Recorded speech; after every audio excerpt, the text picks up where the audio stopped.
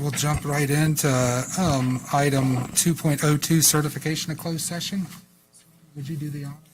Yes, Mr. Chairman, I move that the Roanoke County School Board come out of closed session for the following: to discuss ongoing personnel matters under investigation pursuant to the personnel exemption at 2.2-3711A1 of the Code of Virginia, and to discuss the investigation of a student matter pursuant to the scholastic record exemption at 2.2-3711A2 of the Code of Virginia.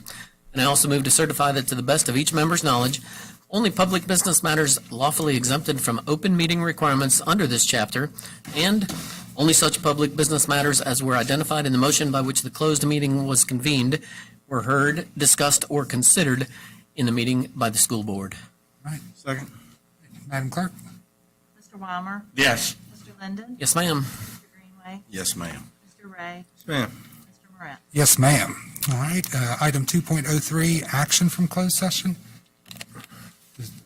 Mr. Chairman, I do not have the. Mr. Chairman, I move to certify that each member, to each member's knowledge, only the public business. Action. No. We have action. Isn't it? We need action. Yeah, I don't have the numbers of the students. Oh, was there any action? There wasn't any action. We do apologize while we get a little organized here. We do have some religious exemptions that we need to approve. Dr. Nicely took those up. Oh,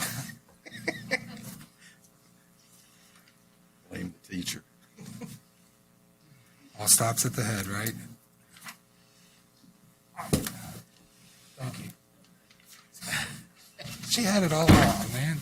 All right. Would you like to do the honors? Yes. Thank you. Mr. Chairman, I'd like to make a motion to approve religious exemptions for students 2021-2022, numbers 8 through 17. Second. Madam Clerk? Mr. Weimer? Yes. Mr. Linden? Yes, ma'am. Mr. Greenway? Yes, ma'am. Mr. Ray? Yes, ma'am. Mr. Moran? Yes, ma'am. All right.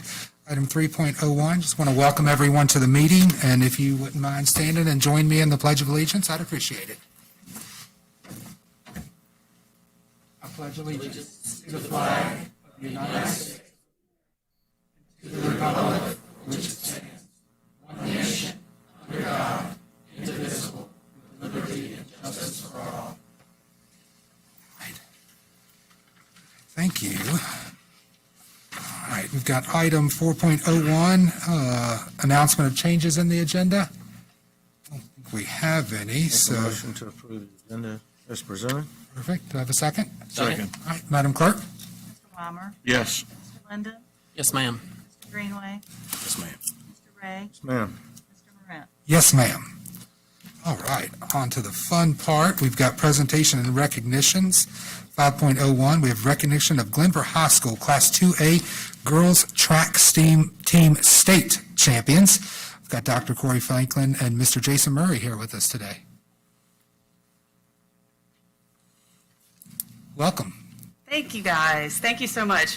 I would like to bring up our girls and our coach, Miss Amanda Spradlin. Got it right. She just got married this summer. I thought for sure I was going to say her maiden name. I'd like for you guys to come on up. We are so proud of these student athletes. They've trained really hard and were very, very successful in the spring. So, Miss Amanda Wade. Spradlin. Yeah, I married Tony Spradlin, in case you are wondering.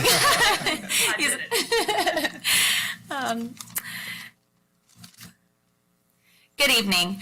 I would first like to thank the school board for graciously allowing us to be here tonight and for acknowledging our Glenver High School 2A varsity girls track and field state champions. In a year full of adversity, these ladies pulled together like no other and were able to make history for Glenver High School. This was the first time our Glenver girls track and field team has ever won state, and we cannot be more proud of them.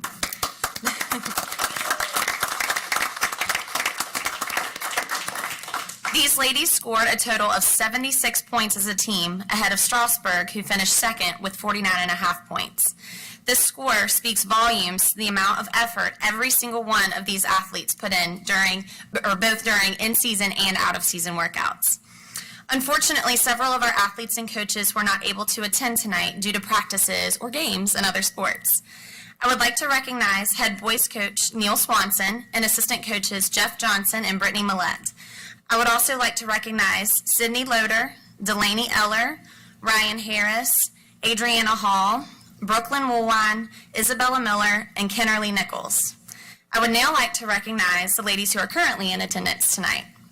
Carly Wilkes, Emma Pope, Joanna Colleen, Molly McCroskey, and senior Isabel Pope. Congratulations, ladies.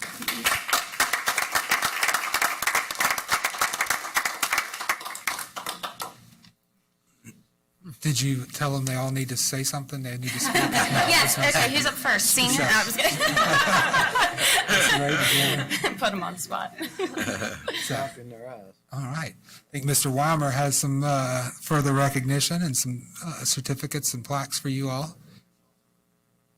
I want to congratulate you as well. I've read about your exploits not only this year, but in cross-country and track and field the past several years.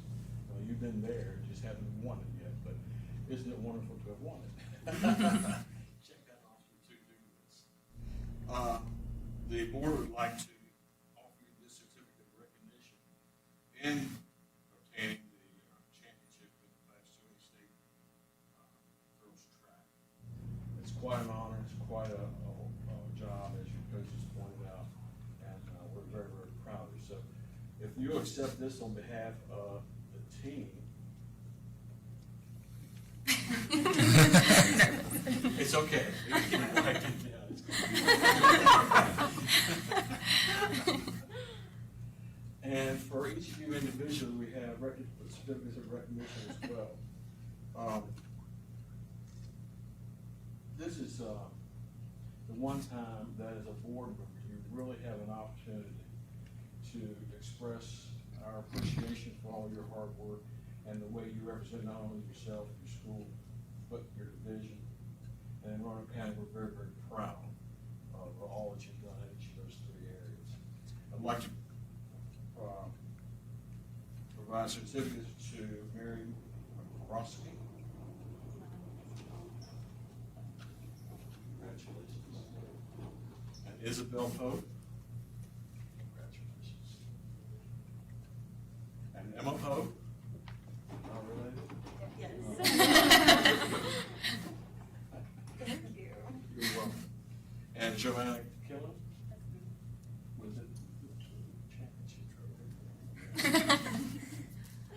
Carly Wilkes? Congratulations. In addition to team honors, we have some individual honors as well that we want to recognize tonight. And first place in the 800 meter and the 1600 meter girls track, Carly Wilkes. Congratulations.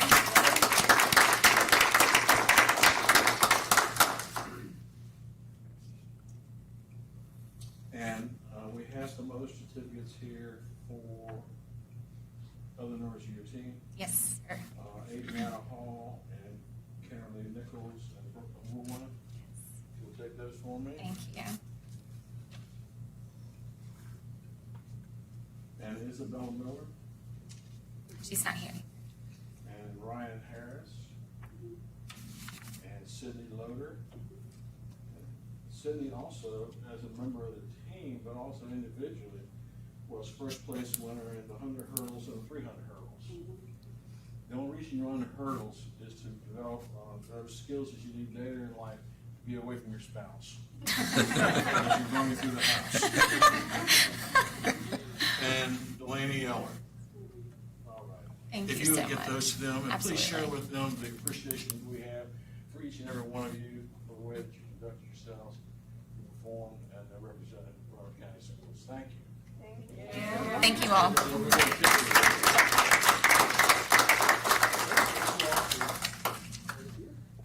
Do you want to do it?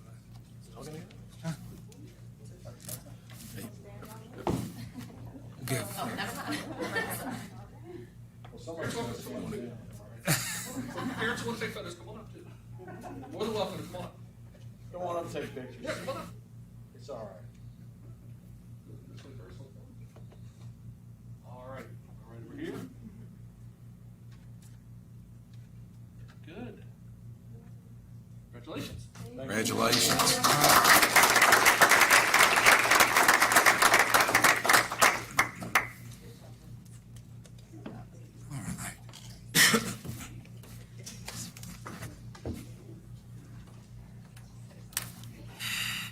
Thank you all for coming tonight. Congratulations. We're all proud of you. All right. Item 6.01, I've got hearing of citizens and delegations. Mrs. Laura Bowman? Just state your name and your address, please.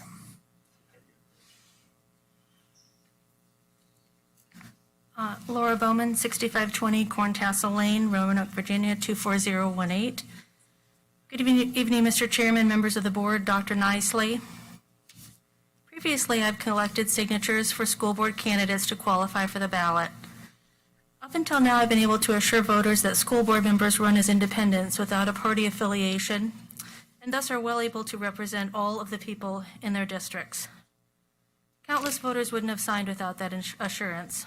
I can no longer say that, and that's unfortunate. The Roanoke County Republican Committee, who to my recollection has never before shown any care or support for our public schools, has suddenly decided it will endorse school board candidates. Right after it endorsed one, it posted this message on its Facebook page.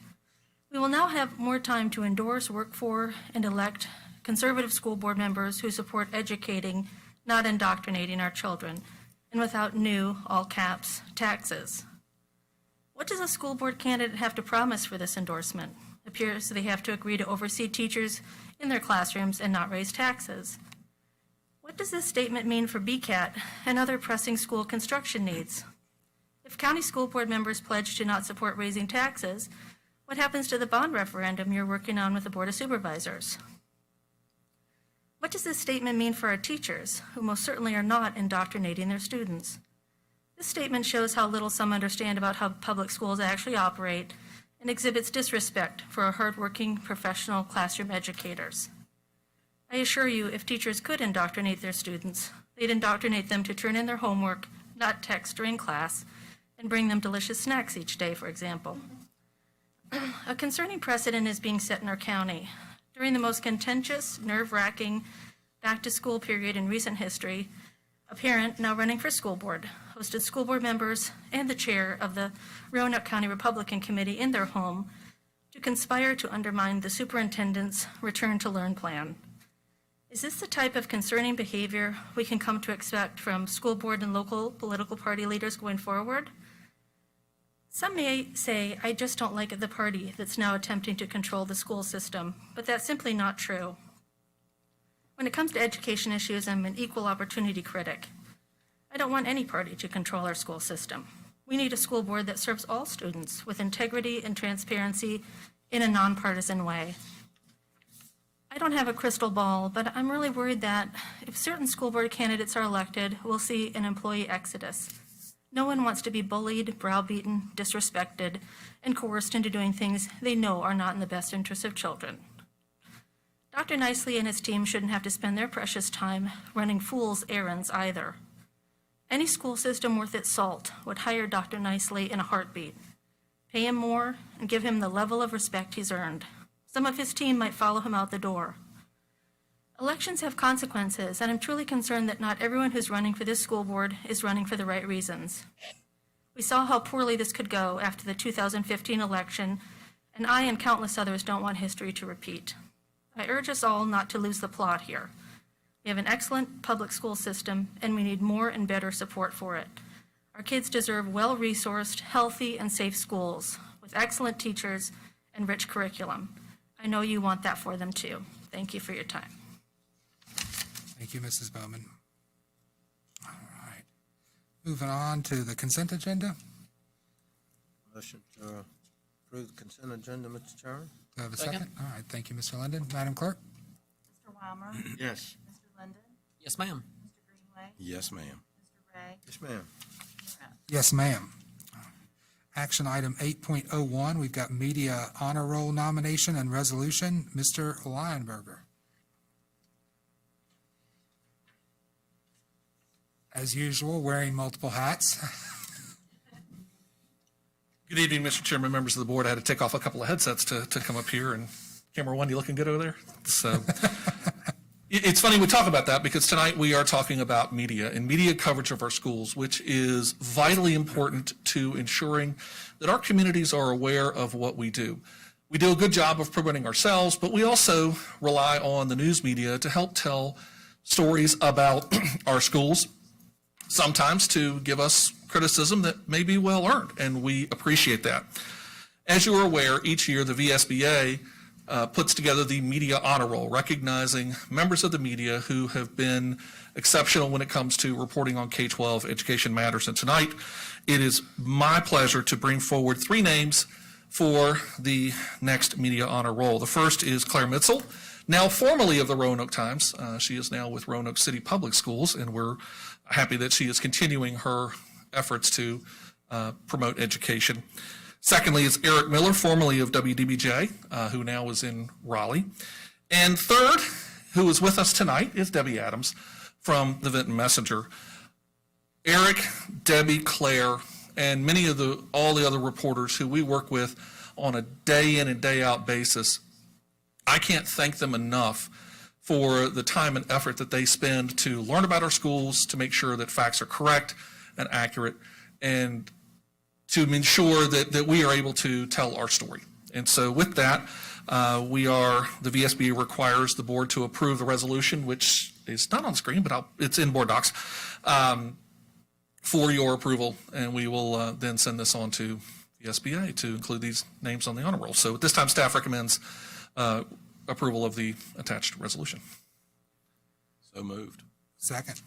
Second. Madam Clerk? Mr. Weimer? Yes.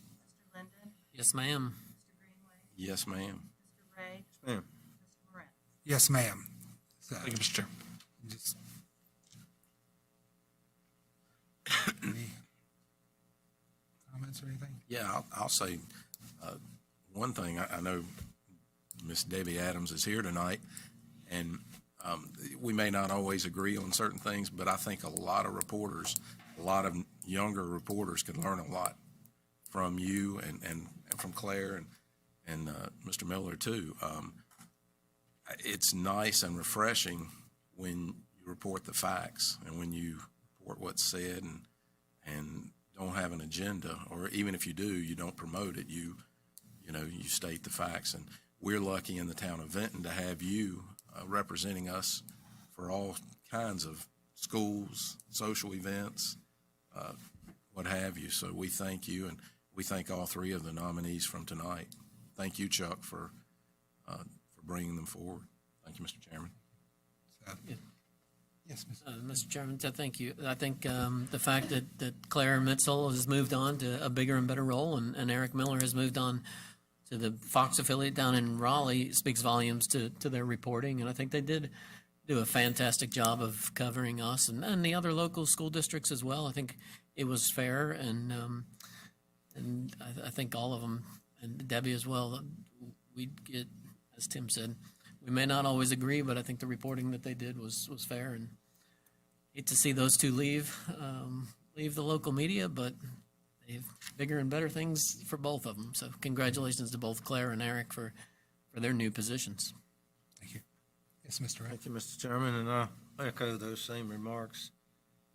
And Ms. Adams, you've been around here with us for a good while, and every time that I read any article, it's certainly of what is true and what we've said, and I appreciate that. And Mr. Eric Miller, he was really an asset to Channel 7, and I think, he went on to bigger and better things, I guess. So wish him much success. And he was another one that you could depend on what you said to a reporter, that it was exactly the way it came out, and didn't have any extra adjectives to it to make it more exciting or something. So, and also Claire, she was here at every meeting, and she sat here, and she was very fair and reported the actual facts. So we did, fortunately, we still have Ms. Adams, but we lost the other 2 very good news reporters. So, thank you. Yeah. So, thank you. Mr. Chairman? Yes, sir. I would just like to say that Ms. Allen, along with her cohorts at the Salem Times Register, that whole newspaper group, plays a vital role for disseminating information in the Valley. They have their own niche group of people that will read them on a weekly basis, and that's a great way for the people to become informed. And the fact that they are straight down the middle, they do provide accurate reporting and provide them with the information they need on in a timely basis is important. And what more can you ask from the media than to do that? So certainly support your nomination and appreciate the work that you do. Well said. I concur with everyone. Mrs. Adams, thank you for all you do. The local news is so important. I mean, some of us in here may remember when there were 2 copies of the Roanoke Times every day, right? I mean, having our local reporters or boots on the ground, spreading the information that's vital to the citizens of the Valley is huge. So my only suggestion is support your, support your local media, your newspapers. It's sad to see some of them slowly dying out, but we need to support them. So appreciate all you do. All right. 8.02, requests to accept additional COVID-19 grants. Mrs. Susan Peterson, welcome.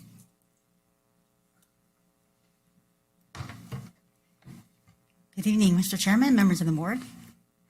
And let me apologize, I don't have a booklet for you, and this might be the first time that I've got a big presentation and not a booklet in your hand already. But be assured we have one up on the screen that I'm going to walk through. Grab the clicker here, make sure it's working. So on the agenda, we are going to review the COVID funding again. I'm going to quickly touch base at a high level on what we've done with the money we've received already. I'm going to review our stakeholder input. We've done a lot of work on that. Then we'll review the recommendations of how to spend the money that is on the plate right now. We'll take a look at the impact of this on the budget and then provide the motions that will be needed from the board and to take care of what we need.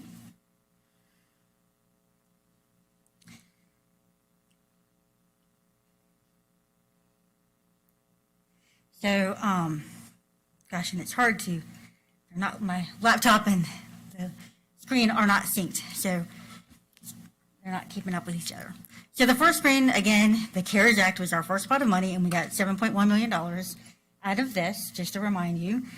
We have all the ordinances listed of how we received the increase in our budget for those funding, or we were able to fund it through a little bit in grant contingency or the original operating budget.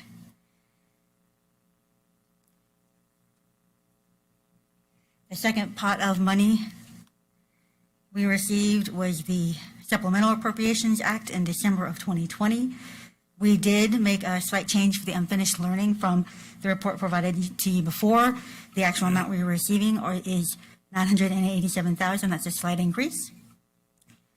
And then with the American Rescue Plan Act, that is the third appropriation. That is $10.4 million. And we got a slight increase with the Special Ed Idea 611 grant. So what I had in the report before was slightly less. So in total, our COVID-19 funding comes to $22.9 million. So just to recap some of the higher level, what have we done with the money so far? We did purchase teacher laptops, laptop tables with microphones to help with the synchronous learning last year. We purchased the hotspots last year, the laptop carts and laptops for our elementary classes, which helped us today get ready for the students.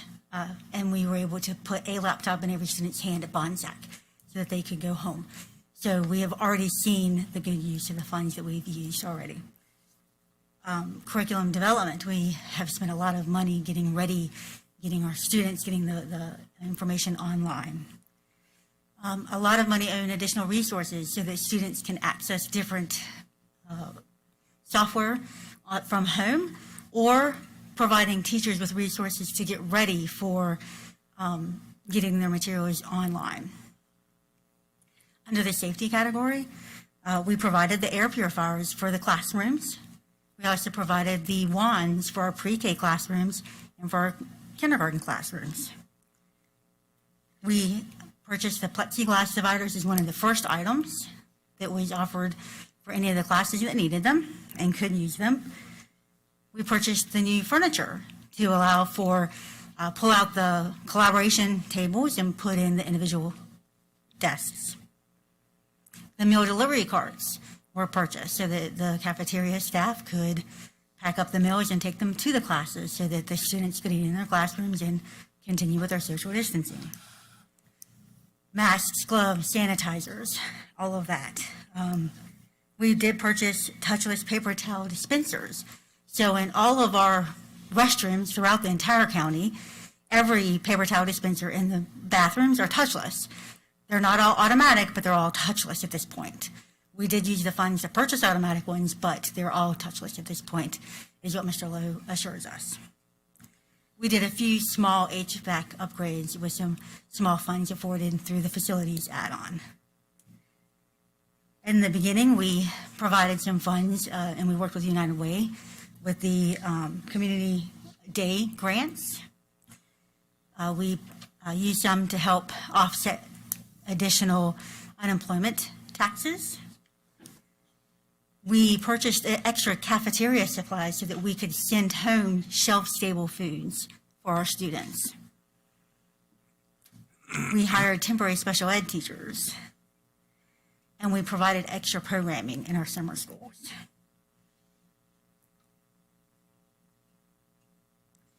So in order to come up with a plan for spending the American Rescue Plan Act funds for ESSER 3, we were required to seek out stakeholder input. We've had a lot of meetings in the past 2 weeks since we last spoke.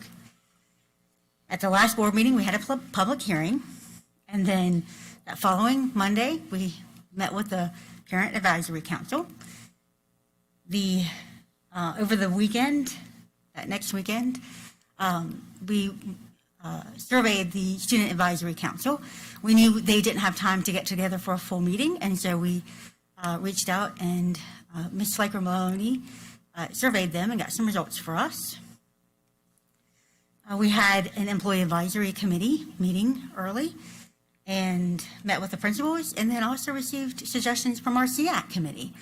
So all of these are great ways to get stakeholder improvement, and I really appreciate from the bottom of my heart Mr. Leinberger, Ms. Harmon, Dr. McClung, Ms. Slaker Maloney for pulling together all of these interest groups and helping us to gather the data that we needed to pull together the plan for your review tonight.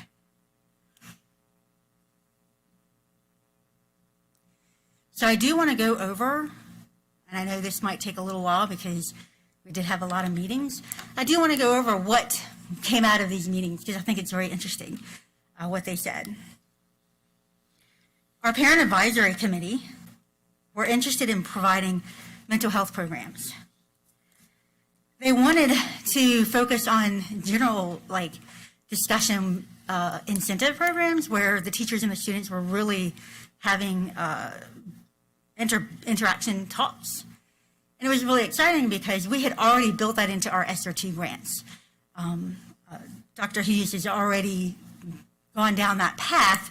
We just haven't started them yet, but we've already bought them and we're getting ready to implement them. So we're kind of already moving towards that initiative.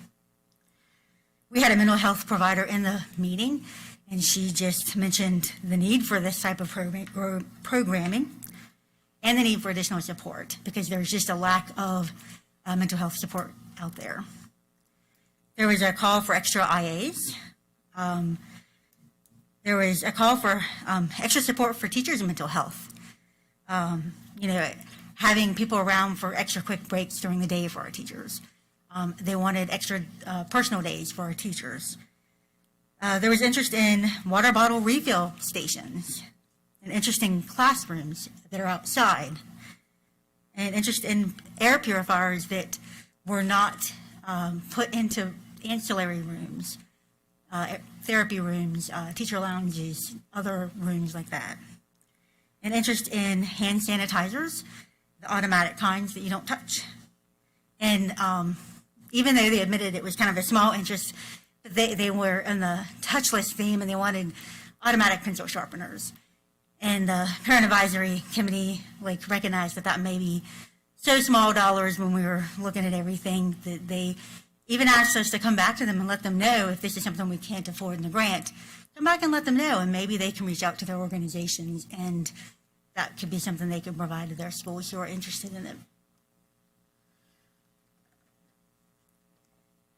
So then with the SAC, like I said, Ms. Chrissy Schleicher-Maloney reached out, put together a survey, and sent it out. We had, in that survey, 15 of the students responded. Every high school was represented, and Glenver Middle and Hidden Valley Middle also represented. We had every grade respond except for 11th grade.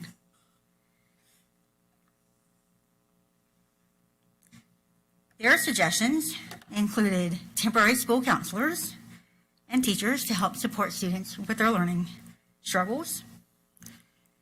We had one very specific request for a life counselor to become more involved with students as they were getting ready to graduate. Some of these with the SAC were very specific, and that's going to come up, and that doesn't mean it's a bad idea, it just means it's very specific. And when we look at these, we've got to look kind of globally at what's going to help all of the students. Chuck, what am I doing wrong?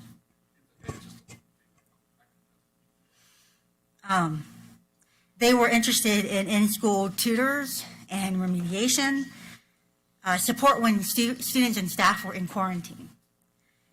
They were interested in HVAC units. I guess they don't want to be uncomfortable. I don't blame them. And they wanted the air quality looked at. Renovating the school kitchens, outdoor classrooms again, air purifiers, more hand sanitizer stations. And they wanted good smelling sanitizer, which I can't blame them. They wanted a variety of gym equipment, flexible seating, laptops, and morning announcement equipment. I'm thinking Chuck may have had an in with one of these students who wanted that information. They were interested in helping out their teachers. They wanted to get classroom school supplies and cleaning supplies that their teachers are buying with their own money put into the grant to help their teachers. And they were also interested in getting some marketing materials for the SAC and having in-person in-person meetings safely for the SAC. So then with the EAC, our employees were wanting more special reading specialists and teachers in the middle schools, IAs.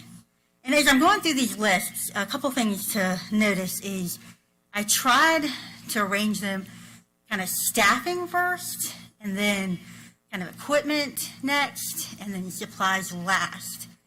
For no reason other than just to kind of keep them grouped as you're looking to them so that they are in a logical fashion. And then if they were similar items, I tried to keep those also similar so that your eyes would keep seeing them and you would see the trends of what's popping up over and over. The other thing to note for is things that are in a certain color may appear later, so you might want to just remember that they were on the list. Special ed and therapy positions, kindergarten teachers, school social workers, and ELL teachers, life counselors. Another personal day in here, 1 to 2 mental health days for teachers and students, a bonus.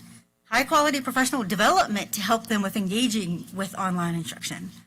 Again, an HVAC system, more water bottle refill stations, outdoor classrooms, air purifiers for the resource and specialist classrooms, air filters, touchless faucets and paper towel dispensers, podiums for the libraries, document cameras, and one very specific request for science calculators and online virtual lab subscriptions so that, I guess, teachers, students didn't have to share in that classroom.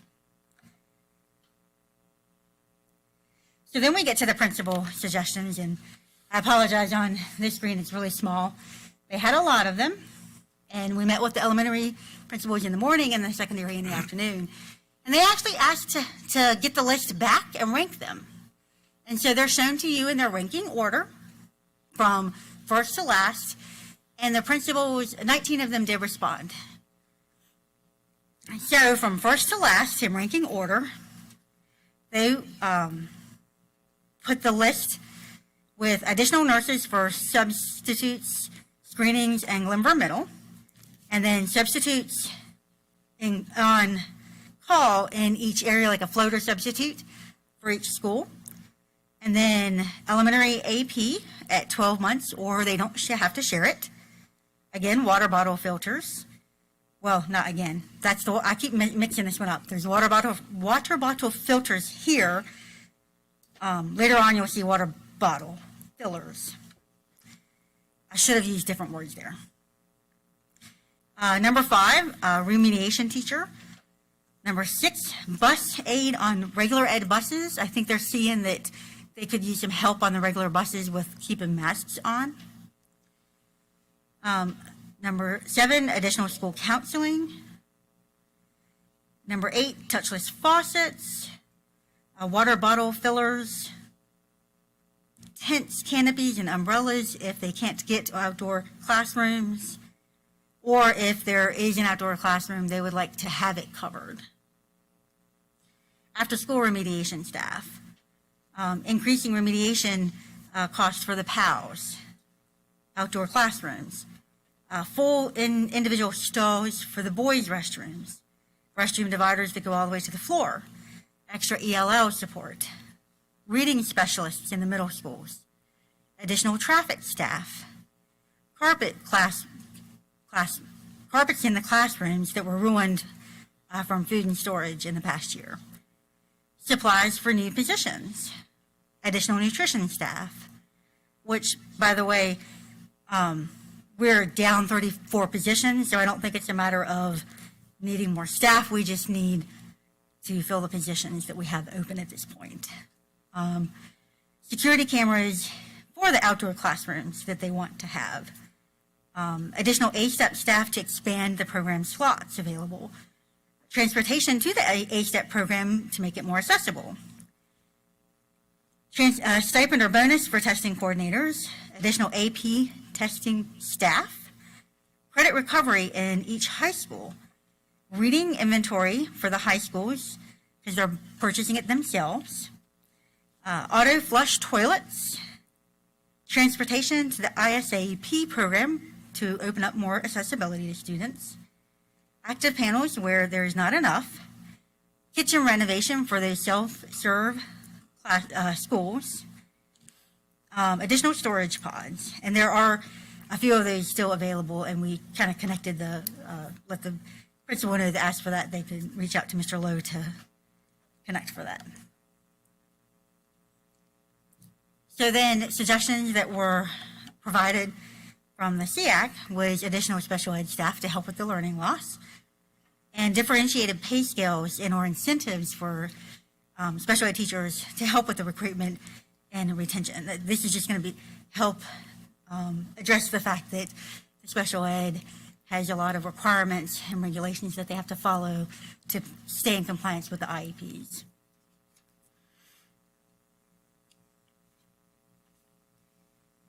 So today, just to remind you, in the next couple of slides, I'm going to go over the unfinished learning, the ESSER 3, and the 2 IDEA grants, and how we recommend the school system use them.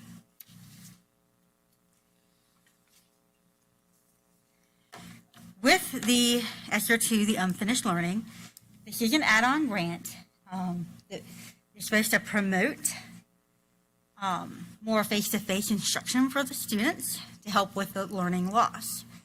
The different components up there basically is what we did in the current year for summer school, and we propose doing it over the next 2 years to be able to provide similar summer school sessions for our students. So this would be transportation, high school recovery, middle school remediation, elementary school remediation, a nutrition supplement for the staff, special ed, remediation, ELL teachers, school counselors, and school social workers.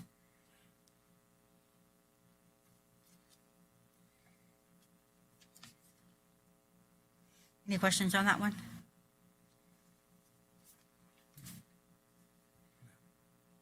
Okay, I'll move on. Can't barely see it.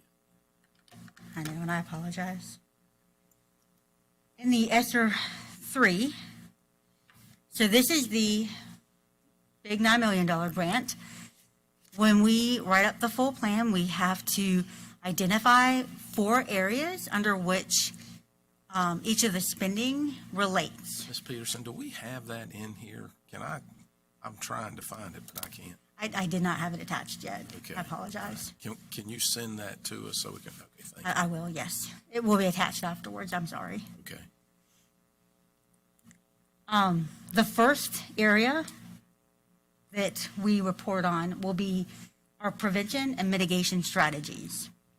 And before I go along, all the slides are set up. There's really only 2 slides for this. The 4 areas are shown in the 2 slides. I have the years that we plan on spending the money so that you can kind of watch as we go through. What we're going to spend it on is on the left. And then on the right, remember I said take a look at the gold? That's our stakeholder input. Now, it's not necessarily always directly, this is 100% of what they asked for, but it does correlate to what the stakeholder had recommended. So, like for the prevention and mitigation strategies, for example, the CMP for Fort Lewis HVAC is something that both the SAC and the EAC recommended. Now we are taking care of it in one school. We can't take care of it everywhere because it is so expensive. So it loosely correlates to what both groups said. It's just not 100%. So I do want to make that clear that it's relatable to what the lists are that were collated from the groups. But to go through the list, under the prevention, we went through and identified the prevention strategies listed by the CDC, and the website is on there. So for physical distancing, at the beginning of the year, we spent $180,000 to buy additional desks and chairs for middle and high schools.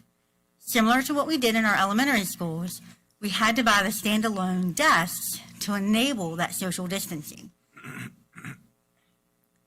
For the next 3 are related to ventilation. I mentioned the first, Fort Lewis. It's on our CMP right now for the 22 year, and they were already planning on getting a new HVAC and BAS. So we're going to fund it through this grant. The next item are the air purifiers.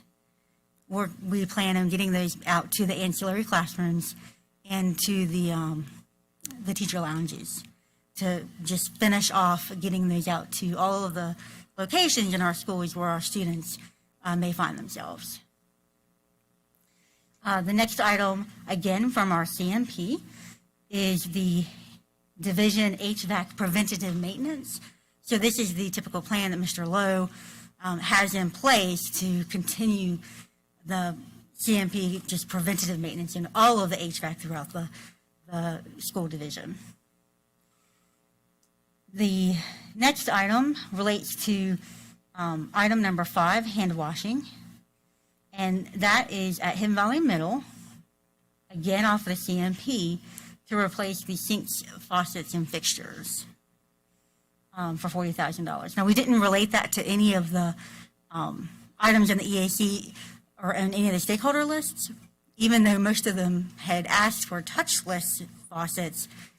I don't know if the plans include touchless or what, so I didn't want to necessarily make that correlation.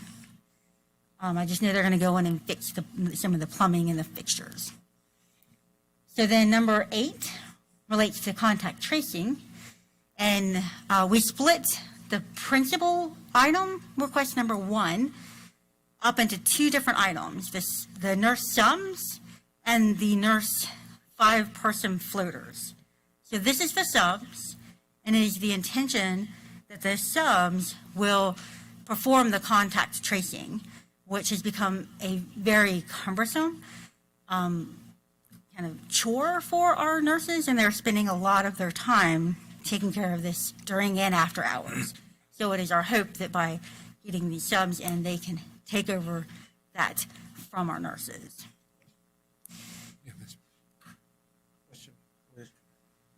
The nurses, and I know that this is this enough nurses that to cover? I know Nurse Charlene Bales here, and she may have to help out with some of this, but they do a lot just in a normal day.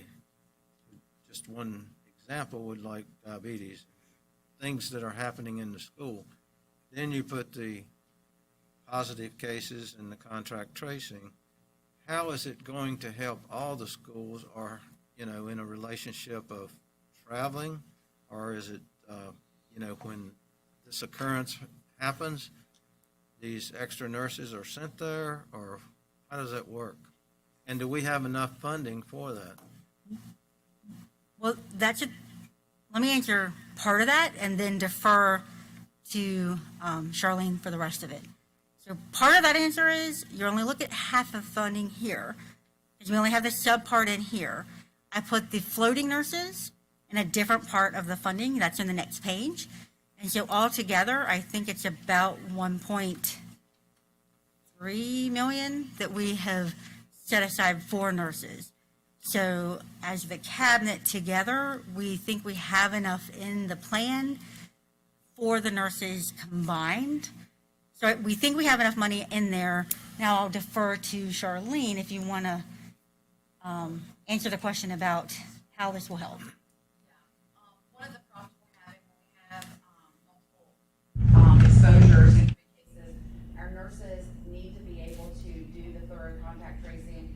We are sending subs out now where we have hotspots, if you would. And so we really can't assign them to one school. If we have nurses who are absent, we're gonna have to send those floater nurses into their buildings. And we have some cases right now where nurses also have to quarantine. If we have a nurse who's sick, if we have a hotspot, like we've had in several of our schools now, we're sending extra staff there now. But when we take them, it's hard to take them from the building because they also have to do health plans and they're seeing regular cases. So they would not be assigned to one particular school. We're gonna have to take them where the need is. And what we found this year is that looks different every day.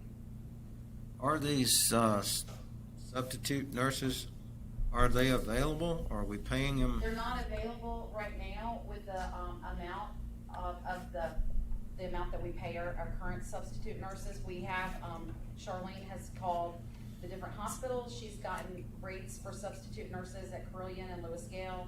And what we've requested is that the substitute rate be in line with that so we can get subs. We can get them, but we can't get them at our pay right now. So we need substitutes and we need floater nurses to go triage where we have the areas of highest need. And then Charlene felt very comfortable. She told her nurses that they felt like with the substitutes, if they have to pay and we can get them here, that we can make it work. With paying them the higher rate to be able to get them? We can't We get got them. to, because you don't go to get them. Yes, sir. So we are doing that. That's built And it's into what critical we need have to do. them right now.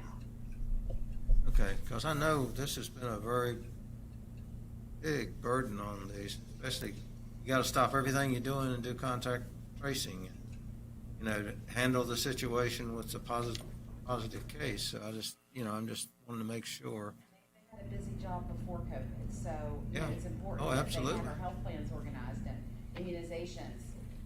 Everything that they normally have to do, it's not physically possible for them to do it right now. That's the reason we recognized them on the board here as a full-time, so that we knew what they were doing already. And so, But we do feel with 5 additional full-time nurses that we could float into whatever area needs the help, then that on top of substitutes, we can handle whatever's thrown at us. Thank you. Mr. Weimer? I guess the question is really directed to them, Susan. Do you mind? Please. They're the experts. Well, but you have to answer the back end of it. These funds, are they available right now? If we wanted to increase the salary to encourage people to come and fill these positions, do we have the money in a budget account somewhere where we can do that? Or do we have to wait till this money is available? Well, Mr. Bradshaw has plenty, we just started the year, so Mr. Bradshaw has plenty of funds at his disposal right this second that he could use if we needed to do that. This money will be available September 21st when the county approves the ordinance. I'll get into that in the last slide. So, but we have some resources now that we're using to do it, right? We would have the resources to be able to do that now, and then when the funds can't come in, we can balance that out. Right. But the key thing is the need is now, not next June. So, Mr. Chairman, related to that, do we have any funds for IAs now? Because we have a huge problem with IAs now. Do we have any funds that we can use for IAs? I mean, as I said, we just started the year, and so we do have the budget available that has not been spent. So we can spend out of our budget, current budget now, and Right. then But no ESSER move it funds, later. no COVID-related funds for any additional resources? May I address that? So, to your point, we're very aware, not only do we have a shortage of instructional assistants, to your point, but also nutrition assistants. So one of the things that I've asked staff to currently do is to compare our rates with our surrounding neighbors and look at what would it take if we, did a major move and to really get ahead of that game to try to attract new employees. So that's something we're working on apart from the ESSER grant, but to your point, we know that we need to do something and do it now. And so how quickly can we make, and I'm sorry, I didn't mean to get off the nurse, because I know we need that as well.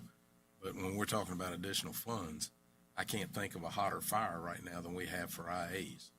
So how quick can we make That's that? going to be a budgetary thing that we're going to bring back to the board. So that's something that, we'll have to bring back to work session, to the next meeting for board approval on. So that's going to be a separate topic. So then we're looking at Tuesday? Is that right? No, I'm sorry. The following All on Tuesday. We could probably bring some preliminary information for Wednesday. Because if we're looking at that, I think we need to look at, the IAs.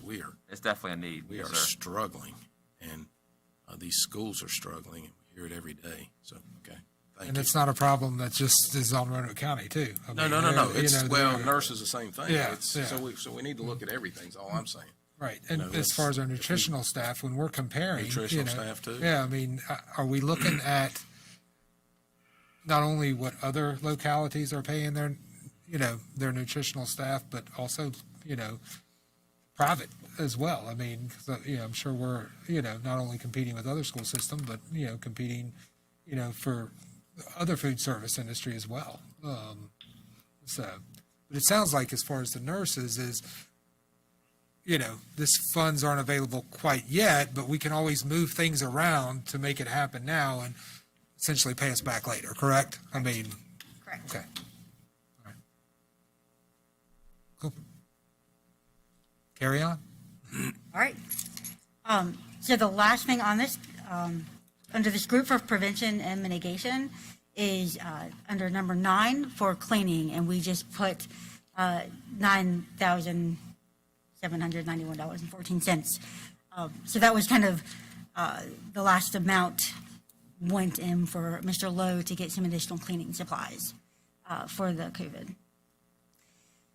So the next section is addressing the unfinished learning, and if you will recall, and before I move, you see the red number is by each section. I've got the percentage of the total grant that each section makes up.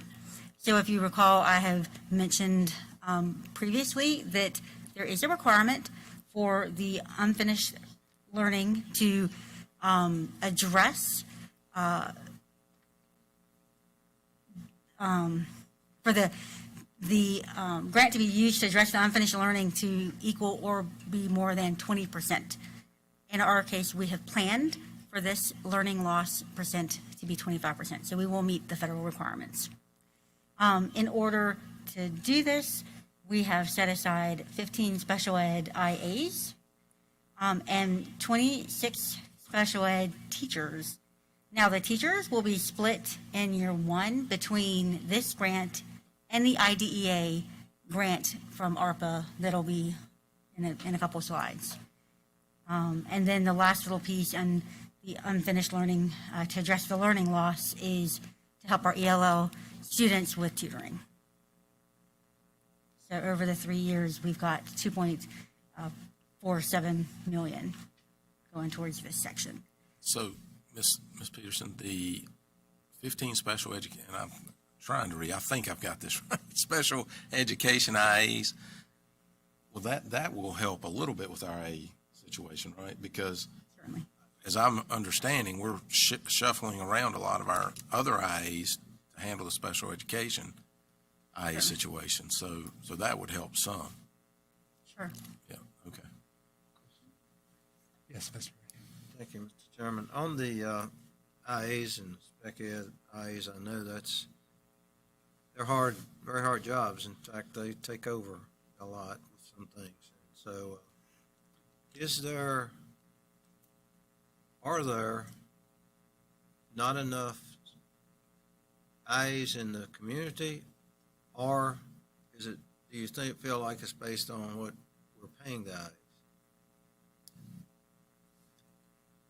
Loaded question.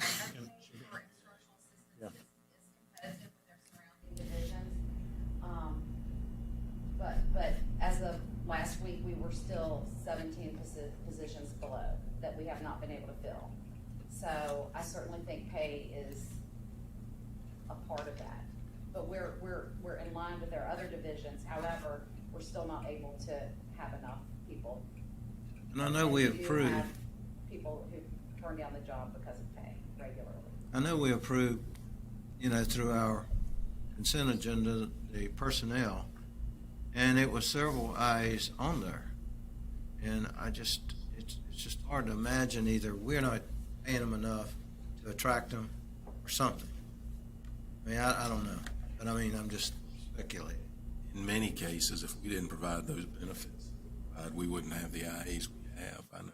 Our school bus drivers? Yeah, that's right. Yep, you're exactly right. That's, Yep, I did notice on today's personnel changes, as Mr. Ray just mentioned, a number of IAs. Is our turnover ratio this year any higher than it has been in past years? Lower? About the same? Our people are very loyal, and unless they find other jobs, they do typically stay, and their jobs are very hard. I mean, their jobs are challenging, but we have good people. We had many as teachers this year. Yeah, well, we did hire some as teachers, and we're really trying to work with helping them to become teachers if they want to be. Still think there's something, equation somewhere that's not getting them here. well, what's our range, 16 to 28,000?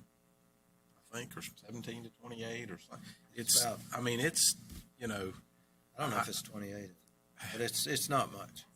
I'm probably gonna, yeah, the 28 is the top.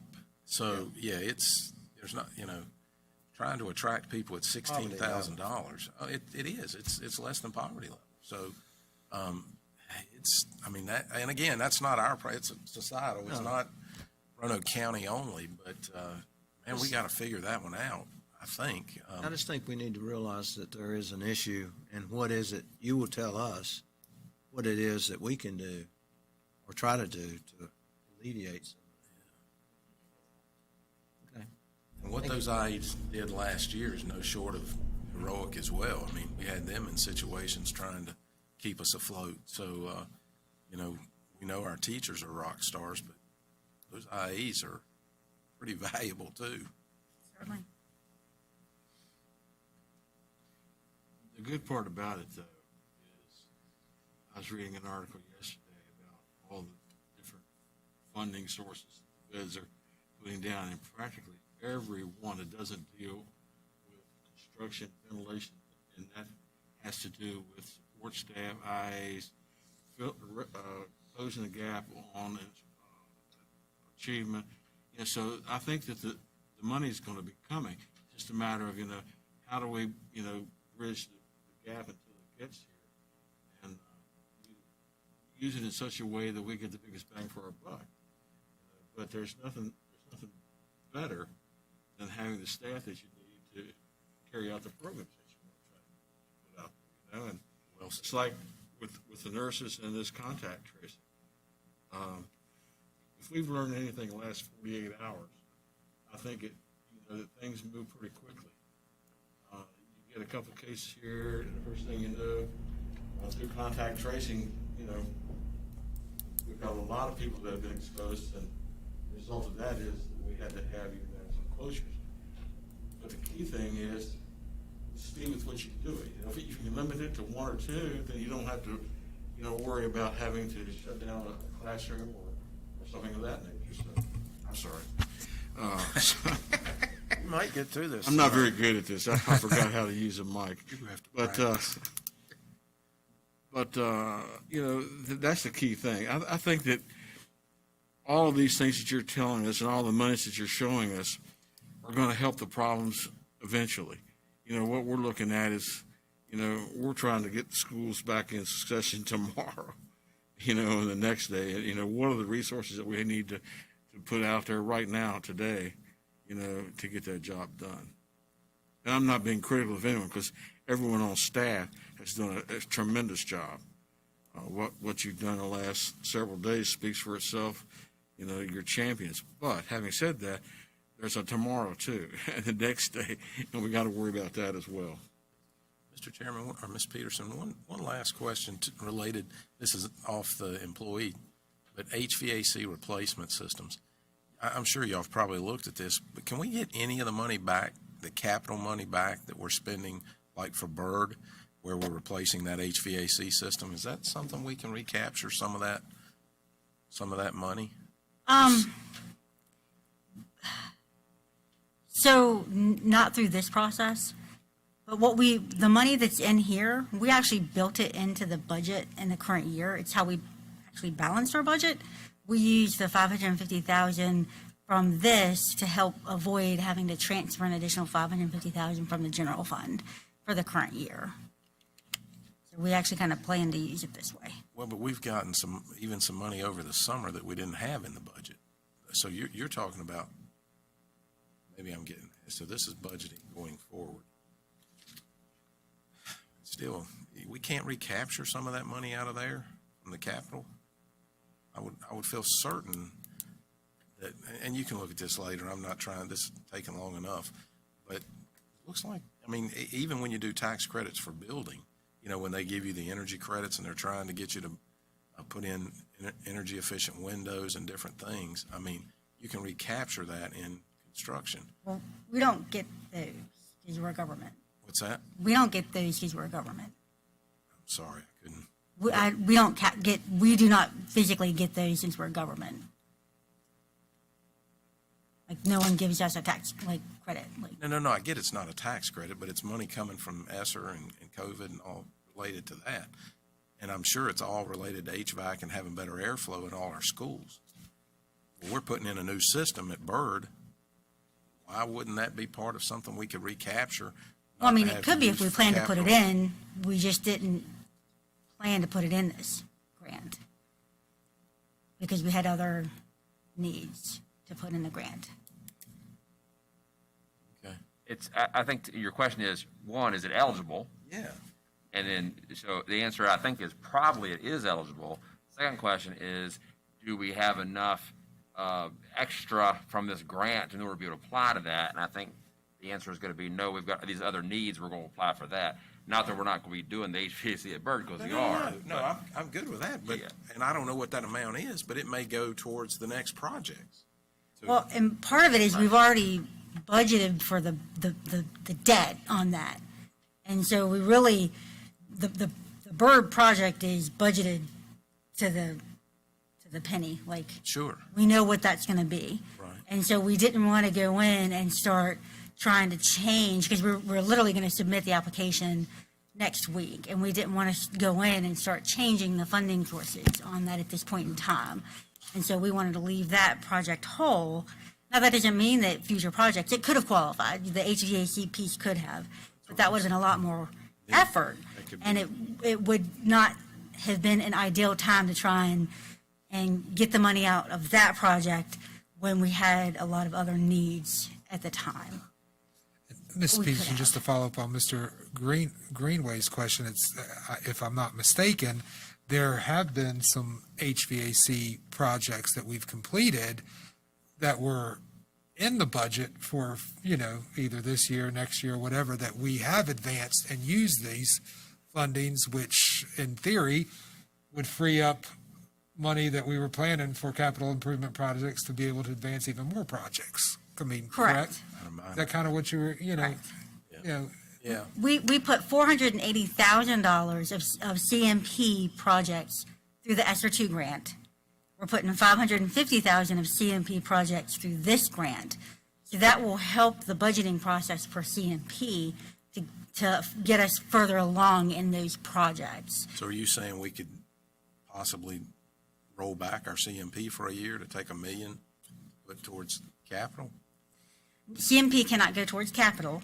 So what Mr. Lowe is doing is, because that's certain pot of money, but what Mr. Lowe is doing is working out those projects so that he can advance those HVAC projects themselves. I got it. Yeah, I think we talked about it last work session. So I'm good. Let's just move on from that. But I just thought it was a way for us to capture. Now, I do think that at one point, the state was looking at additional ARPA money specifically for HVAC, and I've not heard any final sayings on that, so that might be kind of in the back burner. It may come back out a little later on, and if it does, that would be kind of an exciting time to maybe even advance these projects some more.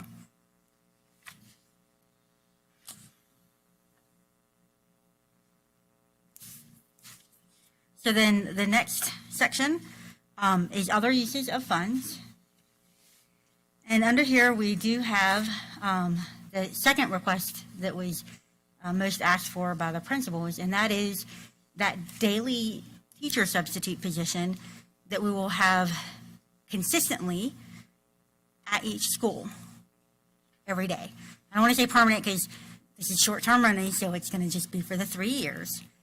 But that position will show up, and we'll have to work out the logistics because we were talking about a sub, so it's probably not going to be someone who wants to work every single day, but it may be someone who wants to show up every other day or only on Mondays. And so we can work out those logistics with the school and with the person so that that person shows up consistently that day and will be the first person to go for being the sub who's needed.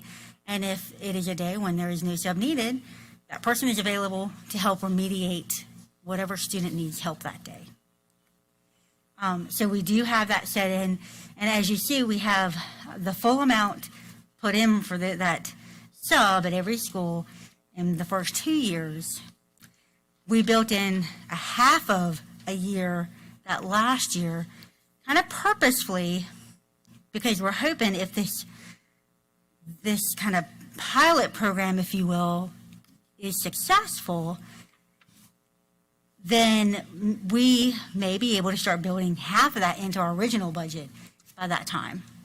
So this might be kind of a step down to build that program into our original operating budget. And then that final year, it would be that same amount that we would have to build in. So it's easier to build in $500,000 than it is $1 million, when we go through that budgeting process. The next item is a stipend for special ed teachers, preschool teachers, and therapists. The next item is additional 5 full-time floating nurses. So this is the other half of that first item principal was requested. So this item plus the one from the other page make up the total amount we will fund for the nurses. The next item is the virtual school options for the families. And so this would be that program that we offer, the Edgenuity program, for the students to stay at home full time. that is a good option that allows our teachers to teach, and the other program provides the teachers. The next item is the bus aid identified on the regular ed buses. So the principals did make mention that there has been some disruption on the buses because of masks and other items going on right now. And they thought that if we could identify maybe the top buses through the school system that were regular ed, that could use an aid, we could put an aid in those specific buses. So we set aside some funds for that. The next are 2 temporary IT positions to help with remote students at 2 middle schools that didn't previously have their own. Then the water bottle refill stations, we'll get those in all of the schools. So that one you will see every stakeholder interest group except for the SEAC, who is very specifically interested in their special ed, but all of the others wanted this, and so we definitely made sure we got that one pulled in. That was when we could, low-hanging fruit we could get in. Increasing the math supervisor contract by 20 days. So that made up 55% of the funds that we spent for the ESSER 3. Moving on to the last category is addressing the students' academic, social, emotional, and mental health needs. This included providing 3 life counselors to some of our Title I schools, Mount Pleasant, Mountain View, and W.E. Cundiff. And then also providing a part-time counselor to Green Valley, because they were so large, they just need a little extra help. So that made up about 5%. So as you can see, the totals for our ESSER 3, like I mentioned before, in year 1, the plan is to spend just under $5.4 million. We'll back that down to about $3 million. And then that'll even come down further to about $1.4 million. So in declining the spending, it helps us to avoid that fiscal cliff at the end so that we're not reliant on that federal funding, and we're not wondering how are we going to fund something next year. So that's good budgeting practices for you guys. And the other good thing to note on this slide is the federal government, because they want you to hold back a certain amount, they have only released a certain amount that you can access right now, and they will release increments in future years. And so right now, $6.499 million is available to us now, and we're only going to need 5.37 this year. And so that even proves our due diligence in planning our spending the way that we have. So that's the total amount related to the ESSER 3 that we are bringing forth for your review.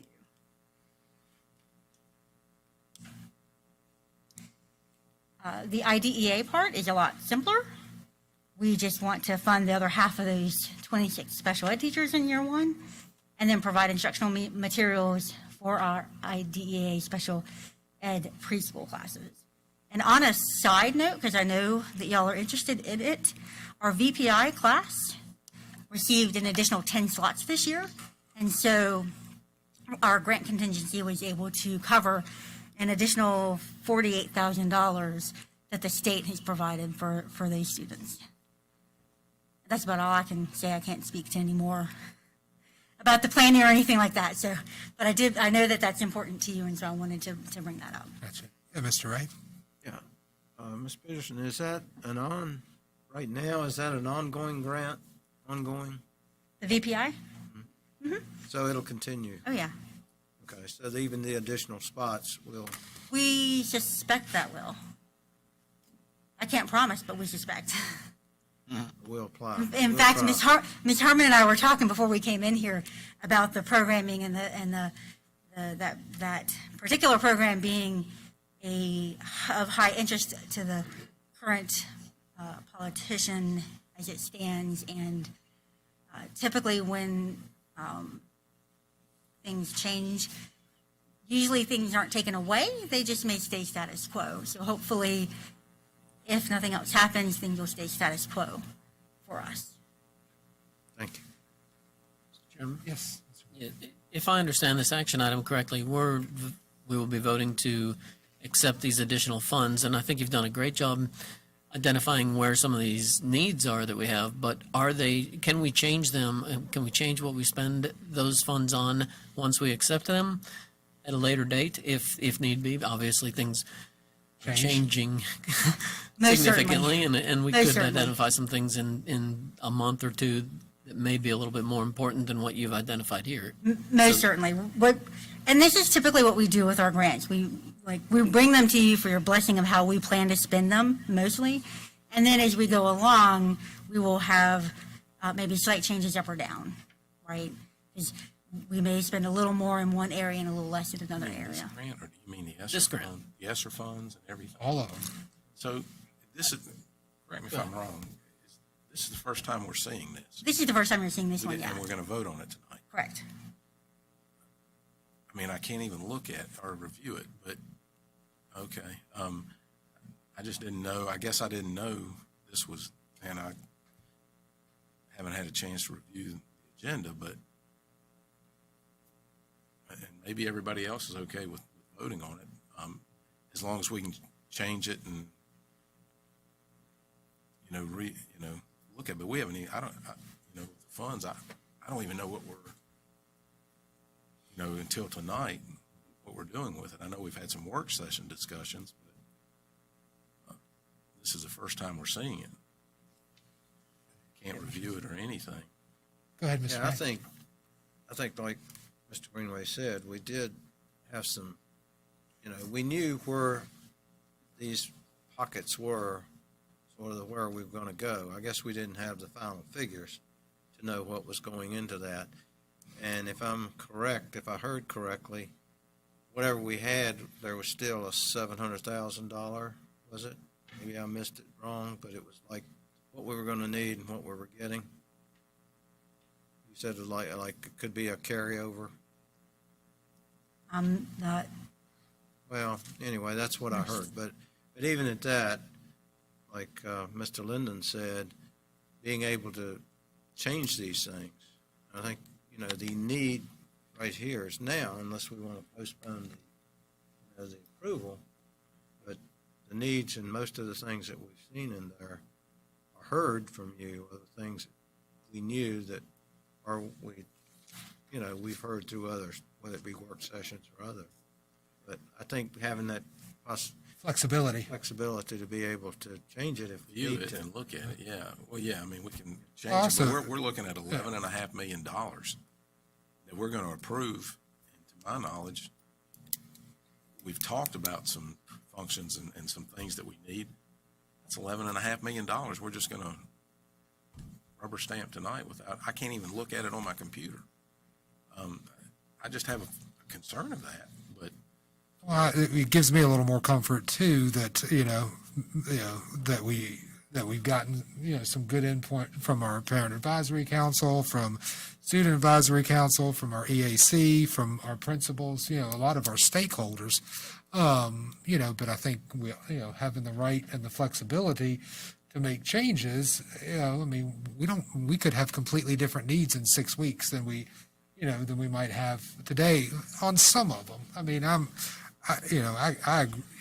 there's certain things in there I think we can all get behind, hiring additional, 26 additional special ed teachers, special ed IAs, bus aides, I think those are things I would hope we could all get behind, but, And having sure, the I'm sure flexibility. I'm not disputing any of that, Mr. Chairman. I agree. And, I'll respectfully abstain if we vote tonight. But I think this should have been something we should have had on our table before tonight for a vote. Just my personal feeling. It's $11.5 million, but, I'll. Mr. Chairman. Yes, sir. Susan, as I was listening to your presentation, I think there are 4 major areas that you pointed out. And I think we can agree that those are 4 major areas that need to be addressed. And then I heard a lot of information about programs or things that we're going to do within those 4 areas to fulfill the goal. Mr. Linden's question was was well placed in that the four major goals are not going to change, I don't think. But should we have different things which will support the goal that come up later in the school year, and some of this is over a 3-year period, would we have the opportunity at that point to adjust the means to achieve the goal? And I think the question is, I think Mr. Greenway is probably correct. I don't think any of us have had a chance to read the whole thing. But having said that, I don't disagree, and I, in fact, agree pretty heartily, with the 4 goals. And some of the things that are in there are things which, we asked these groups to give us input. The input seems to be in the detail within those 4 groups. But things change too. And if things change, from your point of view, could we go back and adjust the detail within the 4 groups to make it work for us? Certainly. And is there, remind me again, just following the process, we have, if we have to take action to request the funds, right? And then at what meeting does the Board of Supervisors vote to disperse those funds to us? Here, let me go to the next. So on September 7th is when I would present the information to them, and they would have the first ordinance reading. And then September 21st is when they would have the second ordinance reading and the public hearing. They would have to have a public hearing because it's such a large amount. Gotcha. So, theoretically, we don't have to approve specifically how we're going to spend these funds today. The most important thing is to, approve the motion to accept the funds, correct? That is correct. However, I do need to apply by September 1st. Okay. So if you're comfortable with me applying and then changing it later, I'm fine with that. Gotcha. What would be helpful for me too is, and I know you've promised to get this to us, uploaded to board docs. Paper copies are great too, correct? We want the funds. I think, we're spending them wisely and we've gotten great input from stakeholders, but me personally, I would like to, have a little more time to drill down into each individual expenditures and then, possibly have further discussion at our work session as well. Would that be acceptable for everyone? Yes. Absolutely. Okay. All right. Thank you. Perfect. Okay. Carry on. One, let me apologize for the timing of this. We literally finished stakeholder meetings Tuesday. Had to cost out some of this information from Tuesday through yesterday, and then the superintendent's cabinet reviewed everything between yesterday and today. And so I've been pulling the numbers together today. So I do apologize. I understand there's time constraints that, it's funny somehow quickly the feds can dole out some money and then say, hey, you need to have it spent by X. But I get it. It's obvious you've spent a lot of time on this, and it is much appreciated. So obviously, would have been nice to see it earlier, but I understand your time frame completely. So I wish I could have given it to you earlier. Trust me. It's perfectly fine. So what I did want to review with you is how this will impact our budget, and the fact that there will be a different request for a budget change from the school board versus an ordinance from the county. So in the left-hand block, and you'll be able to see it better when you get your copy, the school board adopted a budget for $209 million. The county adopts an ordinance for the CSA, and we end up recording that as a budget on our end. They literally give us the revenue, and they take it back. They do all the journal entries for this. I'm not sure if they've not ever provided a good reasoning to me for that in a way that I could understand it, and it's what they have always done. That's how it is. And so then we come up to our requested budget. It looks like I do have a typo. Oh, no, the green is the amount. I can't read it up there from here. So then we come up to the green amount is our approved budget, and that's 211,103,890 compared to the 3 ordinances that they approved for us this year. And if you recall, they did not approve the Easter part of the budget. They only approved everything less than that, and so there was a $9.7 million difference. So then our requested amendment will actually be, because we split our Easter between the project fund and the grant fund. So we will request moving the amount out of the capital project fund into the grant fund. So it's all in the grant fund, and then adding the additional balances to the grant fund so that it's all sitting in the grant fund. So for us, it will be a budget transfer and a slight increase to get to our total budget of 212,820, 456. On their end, we will ask for the full ordinance for the full amount, and that will get them to the same balance as we will have. So that's the difference, and why we'll ask for 2 different pieces from you guys. That's right. Yeah, Ms. Peterson, when you talk about journalizing these accounts, you know, if they're, say it, is it still within the rules? I mean, they might change the RN, a cost center or something that may affect the journalizing of that account.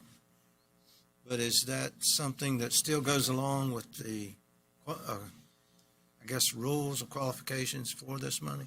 Mm-hmm. So even though they're journalizing it some way that you don't know. Is that right? So when you say journal, are you talking about the CSA piece? Yeah. So they accept the ordinance for that. And I guess I just never thought to bring the budget to you, because usually we do it at year end to make it agree with what we've spent. And we probably just need to build that into our budget piece. Yeah. Move forward, honestly. That was just how it was brought to me, and we've done it always, and I never thought about bringing it into the budget. We probably just need to pull that into the budget with you guys. Thank you.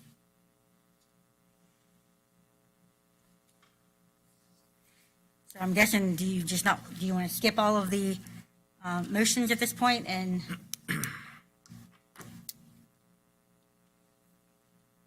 Pardon me? Do you want to skip the rest of it and?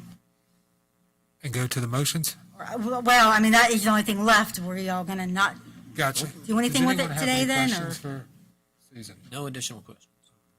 So, gotcha. What's that, Tim? Can't see what, Okay. I can't see what the question, but, no, I mean, we want- concur I with mean, the we- others. You've put in a great deal. I don't discount that or disqualify that, but it's just hard to vote on something I can't see, or can't review. I'd like to make a motion to approve additional COVID-19 grants as presented on the slides 14 through 17, or as directed by the school board if a change is desired, and requests an increase in the grant fund budget ordinance by $11,465,194.98 from the Board of Supervisors of the County of Roanoke. And I'd also like to make a motion to approve for approval of a $5,550,000 budget transfer from the minor capital fund to the grant fund, and an increase in the grant fund of $1,716,566.98. Second. Madam Clerk? Mr. Weimer? Yes. Mr. Linden? Yes, ma'am. Mr. Greenway? Abstain. Mr. Ray? Yes, ma'am. Mr. Moran? Yes, ma'am. Thank you. Ms. And I'll send this to you right Hey, away. if you can get, if you would get those, I know you'll upload it to board docs, but if you could make sure the board has, printed copies of those, and then Dr. Nicely and I will make sure that we have a follow-up discussion on this at the work session. So, and hopefully by then, we'll have some additional information on the nurses. It'd be and- wonderful to know what we just voted Yeah. on. So, I'm with you. You want to tell them when the work session? what's that, the work session? Open to the public. Okay, yeah, the work session is always the first Tuesday of every month, so it's the 6th or, what's that? Oh, it's a Wednesday, right? Yeah, it's a second. Wednesday the 1st, okay. Wednesday. So, next Wednesday. All right, that's good. All right, perfect. Yep, Thank we've you. approved it. And we just voted on free money. No, yeah, 11.5 million. All right. Go for it. All right, we've got 8.03 central office generator replacement. Mr. Harley Grimes? How's it going? Going well. Good. Mr. Chairman, members of the board, Dr. Nicely, I bring before you a request for funding for the central office generator replacement. The existing generator here at the central office has failed on multiple occasions. After multiple repair attempts, it has been determined the existing equipment is no longer serviceable. The generator is approximately over 30 years old. This generator serves as a backup power for the servers, phones, and internet systems for the entire school division. When generator backup power is not available, the loss of utility power at Central means this entire school division loses phones and internet service until power is restored and the servers can be reset. And that action can take anywhere from 4 to 6 hours. So due to long lead times for generator purchases, staff has considered the temporary relocation of an existing generator to Central. However, a local vendor has a generator of equal capacity to the one at Central. The vendor can have the new generator installed within a week of receiving permission to do so. This vendor is currently a cooperative agreement partner of Sourcewell, as is RCPS, which allows us to purchase directly from them without having to go through the bidding process. The vendor will be responsible for removing and disposing of the existing generator and performing a turnkey installation for the new generator.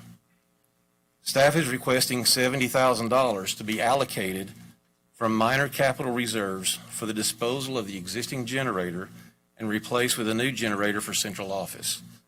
The breakdown of the $70,000 is the proposal of $67,491 plus a $2,509 contingency. That's what I present to you. Thank you. Just to confirm, it's 70, not 65, that, Originally, we started with 65, and then this afternoon, when we finally received the proposal from the vendor, that's what we received.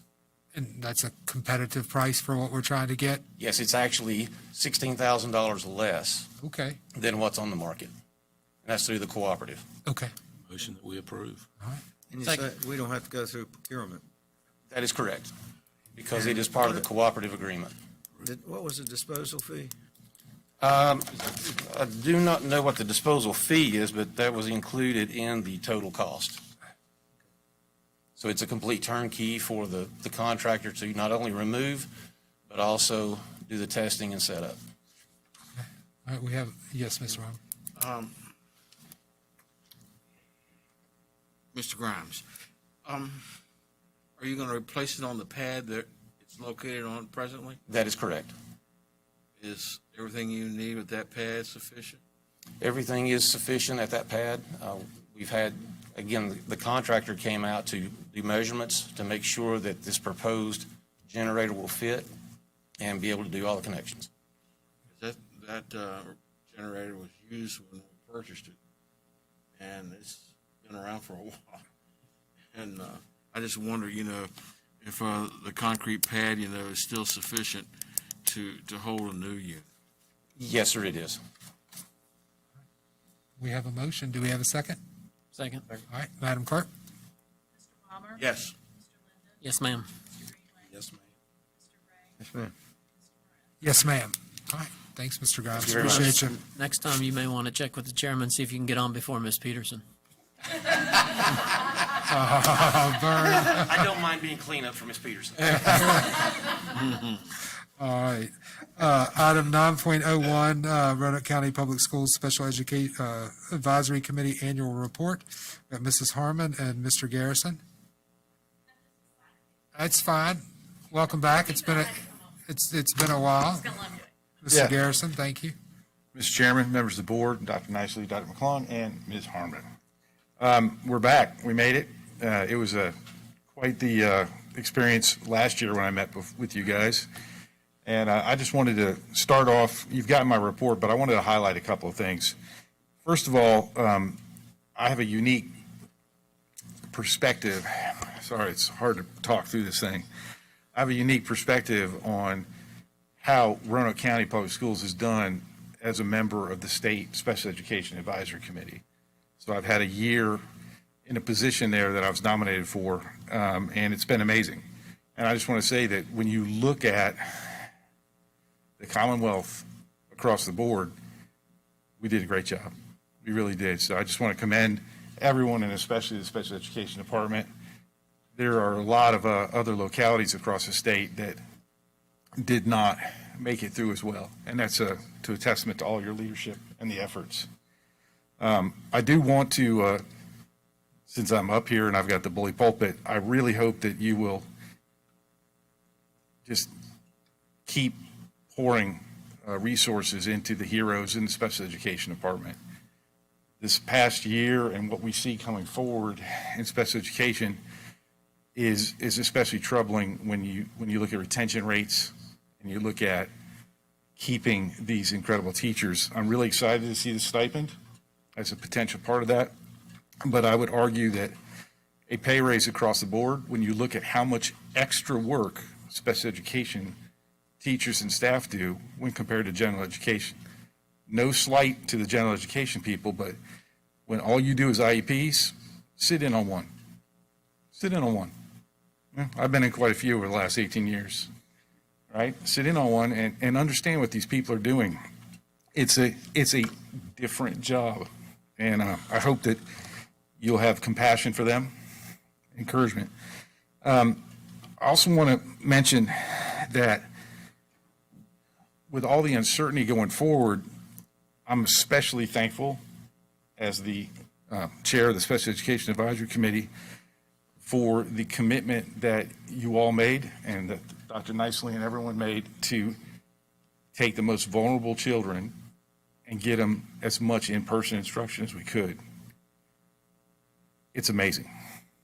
You know, virtual learning, I imagine in general ed, having spoken to friends of mine who have neurotypical children, has been pretty tough. And I want to tell you, delivering therapy virtually, pretty hard. And one thing that I would like us to consider as a county is looking for and then partnering with research on how to be more creative with delivery of these therapies. You know, I'll just give you an idea of what therapy can do. I have a picture that'll be on Facebook tomorrow of my son out at getting ice cream, being able to order ice cream. And my son, when he was 8, we were strongly considering having him institutionalized. He was so violent and so unable to perform. And therapy, the evolving therapies have changed our lives as a family to where we can now go on vacations. You know, I've been able to restart a business. And I just want to encourage you to keep doing what you're doing, keep supporting. I also wanted to give you an opportunity to ask me any questions you might have. Gotcha. Go ahead, Mr. Ray. Thank you, Mr. Chairman. I guess what I would, excuse me, Mr. Garrison. Sir. I had a son that had an IEP and individual education plan. And it helped him not only get through normal public education, but also on to college, because they have to follow that plan as well. Mm-hmm. I think that's important if we, in the public schools education, and develop that and develop a good one, then it can follow them on. Yes, absolutely, sir. I mean, it's very exciting at the state level to see the partnership that the Commonwealth universities have with trying to help develop these special education teachers. We never have enough time, any of us, to learn everything we need to learn to be able to do everything we want to do. But I just wanted, on behalf of SEAC, to thank your support. Thank you, Mr. Linden, for your continued support. It's been we haven't called on you to do too much other than just be there and listen sometimes, and it's been really, really good. Those emails have been very encouraging. You guys We're have also done such a excited. good job, you didn't need my help. Hey, man, sometimes just like I'm a veteran, so today's a tough day for me, being a special operations veteran, tough day. But sometimes just knowing that somebody's got your back is all you need. So thank you. If you guys don't have any further questions, I'm going to get out of your hair, but I just on behalf of SEAC, I just want to say thank you. Mr. Weimer, I want to thank you and the members of your committee. I know you work hard. I know that you have a real vested interest in the outcomes of your committee. And It's exciting. I appreciate your volunteering and playing that key role for us. You heard the presentation that we had earlier this evening, and there's a lot in that $11 million, that's related to special needs, special equipment, reducing the class sizes, providing additional support personnel. There's a lot of things in there that kind of go to the point that you made in your written comments to the board. And I really do hope that, when those things are implemented, they're going to have the power and the results that you and your other committee members, and more importantly, the special needs children and their parents. In your report, you alluded to the support that these children have at home and the need for, more technology, to make that more readily available without having to have the expertise, at home to do that. And I think that's one of the things that we learned during the pandemic last year is we can do a lot of things with technology, but what we can't do is we can't replace, that one key person. And that person is the caregiver, deliverer of services. And I think that your committee is right on target with regard to that comment. And hopefully the things that we voted for earlier, they may change, but I don't think the direction is going to change. I think that we're four square behind making sure that not only special needs kids, but every child in Roanoke County has the best experience and the most beneficial outcome possible. And appreciate, again, you and your committee for serving and being the voice and, giving us some direction with what you think we need to do so that we can do our job better. Thank you. Thanks, sir. The last thing I'd say, Chairman, is what drives me in my position here and statewide is for those parents that have a special needs child and are working 2-3 jobs. They're in poverty. And I always think of just how incredibly fortunate I am. My wife and I are both able to work. We've got tremendous support from the county. And I just want you to think about those folks. They can't be here. They don't have the ability usually to lobby for themselves, and that's what drives me. I know that's what drives a lot of you folks here, and I know that's what drives the county, the teachers. So I'll Thank say you, one Mr. thing. Garrison, and the committee. As everyone said, getting input from our major stakeholders and how to spend some of these funds is huge, right? My input was thank you. Yeah. And as you're on the state committee talking to other parents across the state and other school divisions, and I appreciate you, recognizing, some of the great work that our staff does here. But, I would also hope you'd bring back maybe some best practices that you picked up from other school divisions that, might be worthwhile to implement here. So just as a kudo, the mental health is it's a very important issue in the special needs community. Very important. So I was very encouraged to see everything that was on that budget because when we do well across the board, everybody's helped. So thank you very much, Gotcha. Mr. Chairman. Appreciate you. Absolutely. Well done. All right, 9.02, long-term facility use request. Dr. Scall?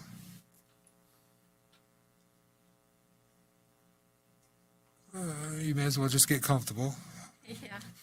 Good evening, Mr. Chairman, members of the board, and Dr. Nicely. So today I'm bringing before you long-term facility use agreements, and we have one church that is asking for their long-term agreement.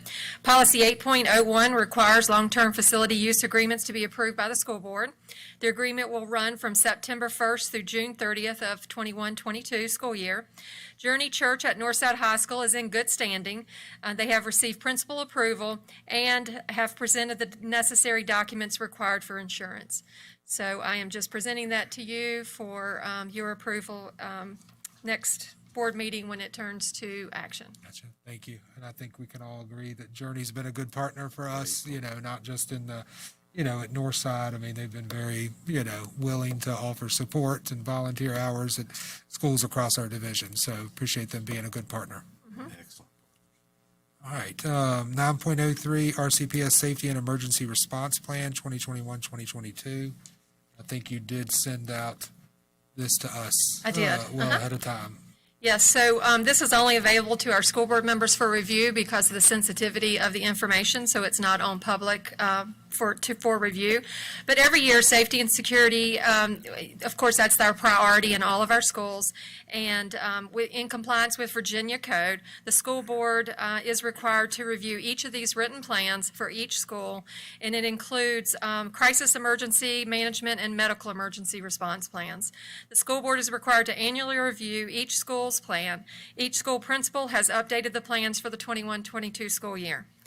Roanoke County Public Schools safety and response plans have been created in 3 tiers. There's a public version that is on our website for review. There's a staff version, and there's a version just for the safety team. The reason there's a public version is that we, of course, don't want to publicize our sensitive information in some of our locations that we are working with the police department, so that information is not shared publicly. Each plan is very concise and it's clear. It uses language that is useful and actionable. School board approval is necessary to implement these plans at each level at the start of the 21-22 school year. So I am presenting those plans for your approval. All right, thank you. All right, yes, sir. Thank you for the reading material for the next year, Ron. There's a lot there. I have 9 schools that students in my district attend, and I started reading through. I finished 2. Okay.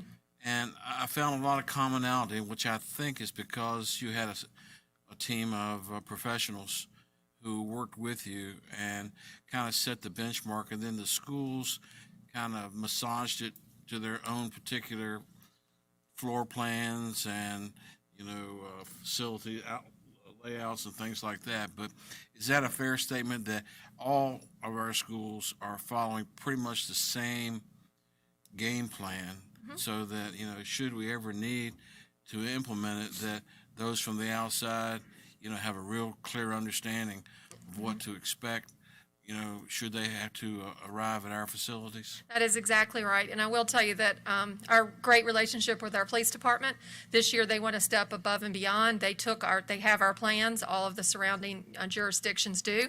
And so they took our plans and created their own locations where they would need to set up for themselves. And so we're correlating those together now, so we're all on the same page. Fantastic. All right. Thank you for the material, though. Yes.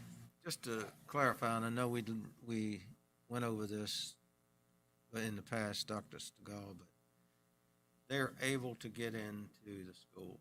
Absolutely. Yes, they have key fobs, so they have access to all of our schools. Our fire departments, we have lock boxes outside of every school, and they can gain access through lock boxes. Thank you. All right. We got 9.04, approval of MOU and addendum with Roanoke County Police and Sheriff.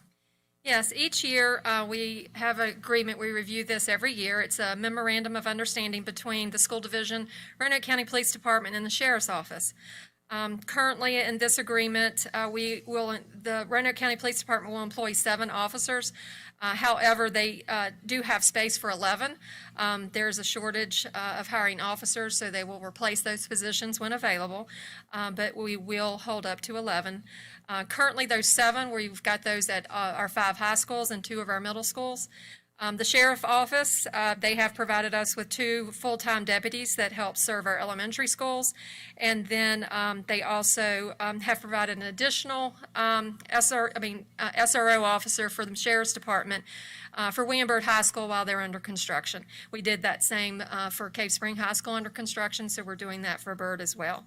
So that position will actually be paid by Roanoke County Public Schools, and we will pay for the full salary and benefits for that SRO position.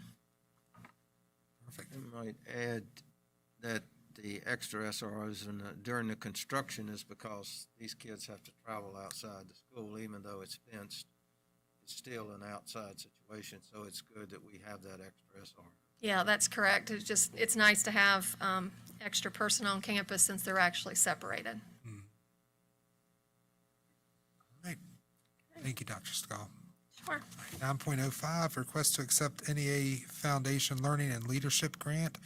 Mrs. Harmon and Mr. Queen, welcome. Good evening, Mr. Chairman, members of the board, Dr. Nicely. Mr. Randall Queen, our lead school psychologist, was awarded the NEA Foundation grant to attend the Living Works Safe Talk T4T training, which focused on supporting students who were experiencing suicidal thoughts or other mental health crises. He will share the information and materials from this training with colleagues. The goal of this project is to increase the number of individuals in the school community who are comfortable with and competent in talking about suicide in order to support students in times of crisis. This grant will cover the cost of registration, travel, and program materials. Staff recommends approval of the grant appropriation of $2,000 from the grant fund grant contingency for this approved grant. And Mr. Queen is here to answer any questions that you might have. It's on your consent agenda next time. It's just information tonight. When's the conference scheduled to take place? When I wrote the grant, they were providing them all the time, and then when I finally received the grant, it slowed down a little bit. But I contacted the foundation when I was noticed, and you know, it's contingent on that being provided and traveling. You know, not in Vancouver Gotcha. or anywhere. And so we're waiting and we're hopeful. I'm in frequent contact with instructors. Not at this time, don't have a date. Gotcha. So you'll head up there and then,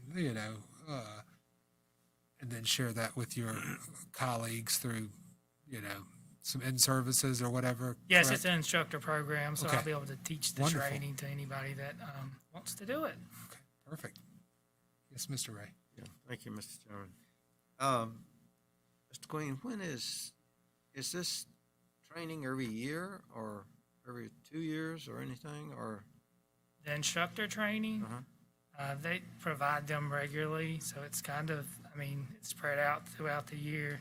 It's through Living Works, and they do a lot of suicide trainings, and this is one of them. So usually they're every month or so. Okay.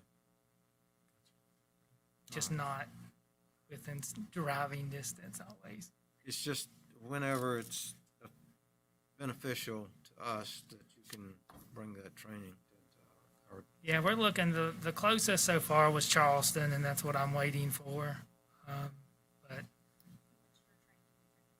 yes, and once I'm through, they recommend within the month to have a course. You have to teach at least 3 a year to maintain certification. And then when the plan written for the grant was to do more than that. So it would just become part of the service I can provide the county. Gotcha. Thank you. Thank you. Thank you. Appreciate it. Thank you. Congratulations. 9.06, request to accept VDOE STEM Competition Team Grant. This is Hogan, and we've got Ms. Kabath. Ms. Cavith is with me also, Okay, cool. yes. Good evening, Mr. Chairman, board members, and Dr. Nicely. I'm not sure if you're aware or not, but Herman L. Horn Elementary School was awarded a VDOE STEM competition grant. The grant will be used to support students' math development by providing high-interest, hands-on STEM-related activities through participation in the first Lego League Challenge. Students in 4th and 5th grade will be eligible for the team. The grant will cover the cost of staff stipends, team registration, travel, and program materials. And the amount of the grant is for $5,000. And I really appreciate Mrs. Cabot being here with us this evening because she's actually the one who wrote the grant. And so with that, we have Brittany Akers, who is a teacher at Herman L. Horn, who will be the coach for the team. But I can't say enough for Mrs. Cabot taking the time to write the grant and for it being awarded to their school. So this is for information this evening, and she is here in case you have any questions about the grant. No, but we thank you. That was awesome that you wrote the grant. Excited, Lego and robots. Yes. Right. So have you applied for this grant before and been, okay. You're batting 1,000. That's awesome. So Grant writing is not an easy thing. It can get real intense. so thank you so Thank you. much. We're excited to hear about it. Keep us posted. All right. 9.07, we have a COVID update. Dr. Segal, welcome back. All right. So I'm going to start off showing some data. The first chart, do you have a copy? Yeah, okay. So the first, No, we don't. We don't have any. you don't have it? Is that the one you emailed it? Yeah. I emailed it right before the meeting, so, Yes. yeah. You So want us to vote I on did it? take a look at that, but Okay. All right, so it'll be up here. So when we take a look at the numbers, when we're looking at the COVID numbers, I always show you a chart where it starts at July 10th and moves to August 21st. And so the last indicator that we left off was August 17th. So that, and then today's information did come up for August 21st. August 21st is still showing high transmission. And then we went from, on August 7th, when I last reported, we were at 168 new cases. August 14th, we went up to 156 new cases. And then August 21st, to today's report came out, remember, it's a week late. It's jumped up to 235 new cases. So remember, this is the school data that runs on a 7-day average, and it's always a week behind. And then the percentage of positive testing. This is the PCR tests that are positive on a 7-day average. Last time I presented to you, we were at 10.7% positivity. August 14th, we jumped up to 12% positivity, and this latest report that was published today is 13.1%. And if you, Chuck, do you have the PowerPoint? We've got a couple slides to get through before we get to that. Okay. So there's that chart. It just shows, this is the one I show every single time I do an update, and it shows that information.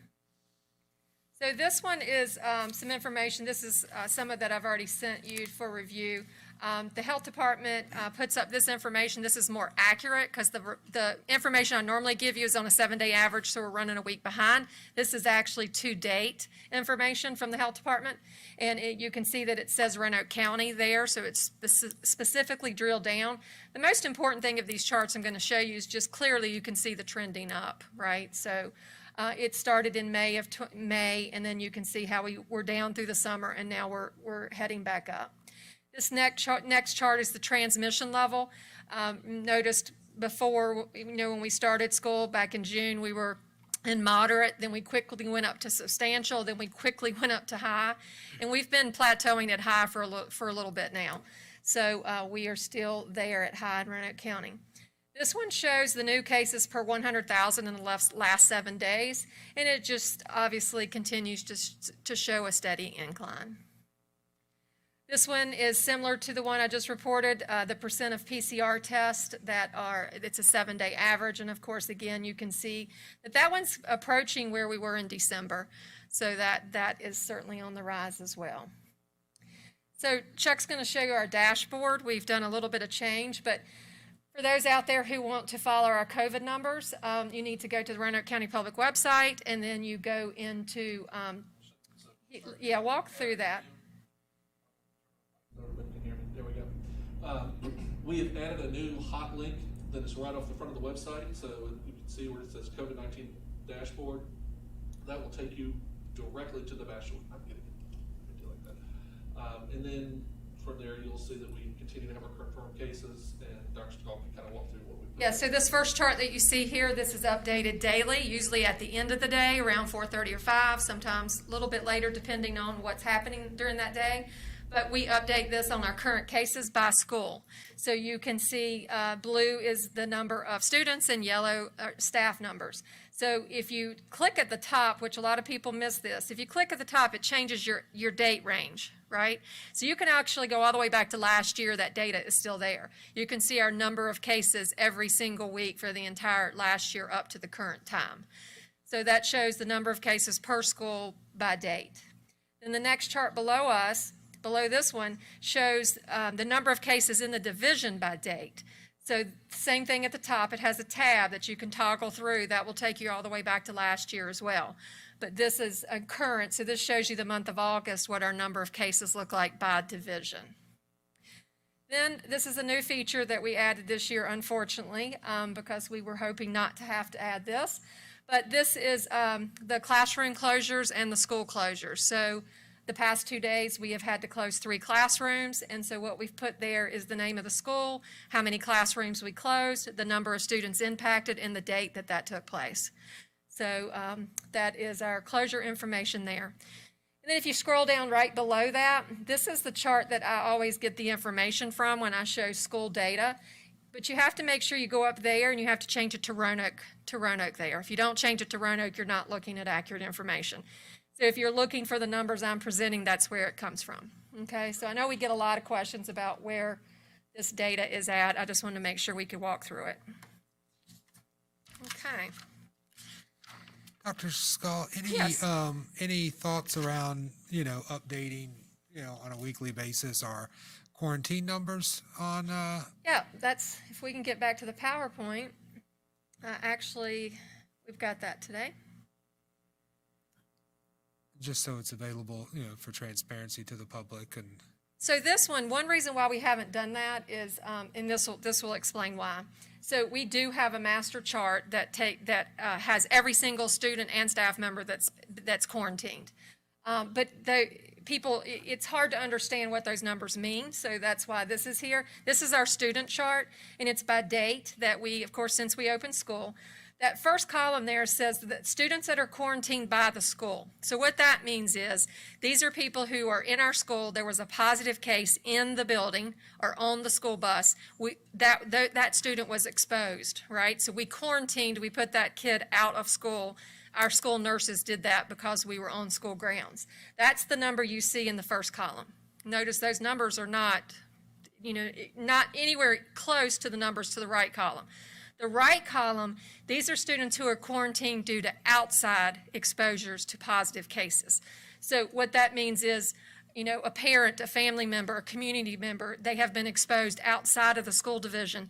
We are still quarantining them because they can't come to school because they're exposure. We are still providing, of course, educational resources, remote learning for them because they can't come to school.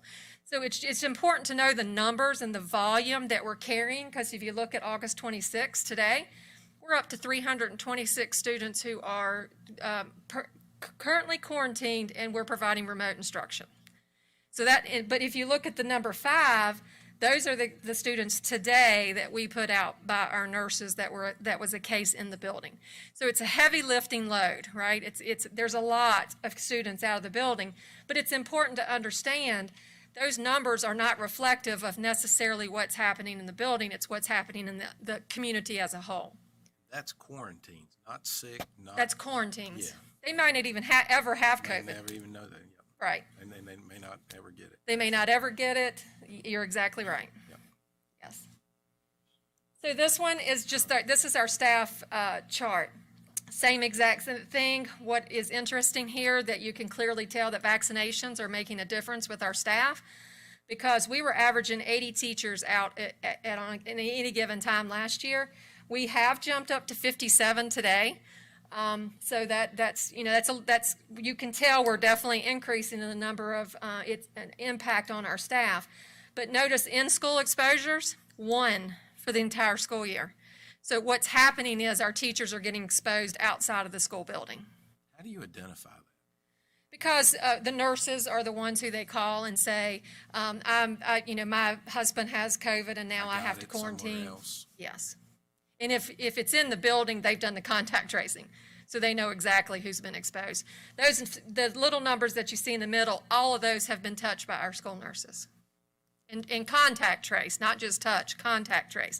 All those people on the right, those big numbers that you saw, the 57 and the 326, our school nurses have taken every single one of those phone calls. And we're managing those cases, and we're tracking the date that they went out of school, the date they're supposed to come back to school, and they're giving them guidance on when they can return. So that's a lot of touches. Do you have a question, Mr. Ray? Well, question, but that reiterates what we're talking about, the funding for these extra, because it's got to take a lot of time to do that contact tracing. Absolutely. And I just think that it's, I hope people are looking at this dashboard, because I've had several calls to say, how do we know? Mhm. And I tell them, we have a COVID dashboard that you can go out and see what we have. And I'm glad Chuck put it out there to have a shortcut to it, so it makes it a lot easier for them to navigate through. So, thank you. Yeah. So Dr. Stahl, Dr. Stahl, are we able to put the number of students and staff being quarantined on our dashboard? We Can we can. update that like once a week? I mean, I update it daily, so it Okay. is updated daily. Gotcha. Okay. I mean, That is something we could put out there. Yeah, I mean, in a sense, we may as well, we should be transparent about everything. I mean, Yeah, we can certainly start doing so that. maybe a little cumbersome to break it down by individual school. That gets a little bit more difficult, Okay, yes. but we can get the total cases. Okay. Mhm. All right. Yes. Just so you Mr. know, in Weimer? order to create that Sorry, list. Dr. Stahl, Mr. Weimer had a question. I agree. That information is extremely important to parents so they can see what you're seeing, because most people do not see, the number of people who are really quarantined or classes are closed. Schools are closed. Thank God, not that. But having said that, it's important for them to see where it's coming from too. The other thing, I'd never heard of class closure. I've heard of school closure, but I thought that was probably the nuclear bomb that everybody was trying to avoid. But that's the closure thing. Is the first time we've heard that is this week, and it's raised some questions, and I ask you, and I'd like your explanation. I'd like for you to share it with the rest of the board members. That closure requires multiple people in a classroom or in a school, and you don't make that call. No. So what happens in a closure, let's just talk about a classroom closure first. So what happens in a classroom closure is it starts with 2. The health department says if you have 2 positive cases that are linked, so meaning they could have only gotten it from each other, right? They couldn't have gotten it from outside. So once you have those 2, that's determined an outbreak. So the good thing is that now that the health department's given us a little bit of flexibility lately, because they are trying to help support keeping school in session. So it's all dependent. Every single case is different, right? So we had 4 positive cases in one classroom, just to give you an example. 2 of those cases were not connected. There was no way that those 2 people exposed each other because they got symptoms on the exact same day, right? So we counted that as 1 case, and then there were 2 others. Once that happened, that's considered an outbreak, and we have to shut down that classroom. So the way that works is the nurses in the individual buildings doing all the contact tracing. As soon as they get a positive case and they know how many exposures, they call Charlene. Charlene then calls me, and then we look at it, and we make the determination, all right, we need to call the health department because we're at that threshold of 2 to 3 cases. We call the health department, they walk it through with the epidemiologist. The epidemiologist makes the recommendation. They follow behind the contact tracing and double check all of our work, and then they make a recommendation, close, or let's wait and see if there's one more case, right? So they do give us the recommendation on when to close. Now, when you close a school, like we did with Bonsack, that gets a little bit more complicated because what was happening at Bonsack is we had a grade level that was impacted. We had to shut down one classroom and then another classroom, and then multiple teachers and kids in that grade level kept coming back positive. The positives and the kids going out sick with symptoms was so rapidly increasing. We had about 35 kids out with symptoms going to be tested. That was 35 more than normal, right, out. So when you have a high number of positives and you have exposures and you have kids leaving to go get tested, it's an indicator that it's going to grow. So what we had to do is in that situation, send all that information to the epidemiologist, and they made the call, you've got to shut the school down. Because what was happening is it was impacting multiple classrooms at that point. It wasn't just in one classroom. It wasn't in just one grade level. It had started to spread. So, you got siblings. So the siblings would then spread it to different grade levels. Teachers with kids would spread it to different grade levels. So that's what resulted in the Bonsack closing. Dr. Stegall, you say they kept coming back. They didn't know they had it? No, well, not necessarily. So the positives kept coming back. So it's really hectic for the nurses because as soon as you start, parent calls and says, hey, my child, they've got symptoms, they're not coming in today. The nurse then says, okay, what are the symptoms? Okay, would you mind getting them tested because, we need to know if they have COVID. Then randomly a parent will call back and say, my child tested positive. So now the nurse has to stop and start contact tracing while she's getting multiple phone calls of more positive kids, right? So it starts to get overwhelming because you can't even contact trace quicker than the phone calls are coming in with the positive case. So that's where we had gotten at Bonsack, that there were just too many positive cases coming back from multiple classrooms and multiple grade levels. Not that the kids with positive and coming back into the school. No. Okay. No. No, they were all outside of the school and quarantined and testing. Right. Yes, no. Now, the 35 that have gone to get tested, will we get those? They'll keep coming through over the next couple days. I think we're averaging about 2 to 3 days on getting test results back now. The reason why they chose to close it for 5 days is to allow us to get the test results back on all these kids that are symptomatic and testing. So then once they see the impact of that, then they'll make a decision to go on further or not. It gives us that time to just slow it down, look at what we're really dealing with. And remind me again, if a parent refuses to get their child tested, are they out, is it 10 days? The 10 days. Okay, all right. Correct. Another one, 7? 7 days, well, as long as they test on the 5th day, they're not showing symptoms, and then they can come back on the 8th day. And so when the health department closes the classroom, though, they close for 14 days because remember 14 is the ultimate quarantine time. We have lessened hours trying to get staff and students back in school quicker, but the ideal time is 14 days and they stick to their 14 days. So, Mr. Chairman, Dr. Nicely and I were having this conversation. So really, Department of Health dictates when we open and shut. They do. I mean, they give a recommendation, but their understanding is we're going to work together.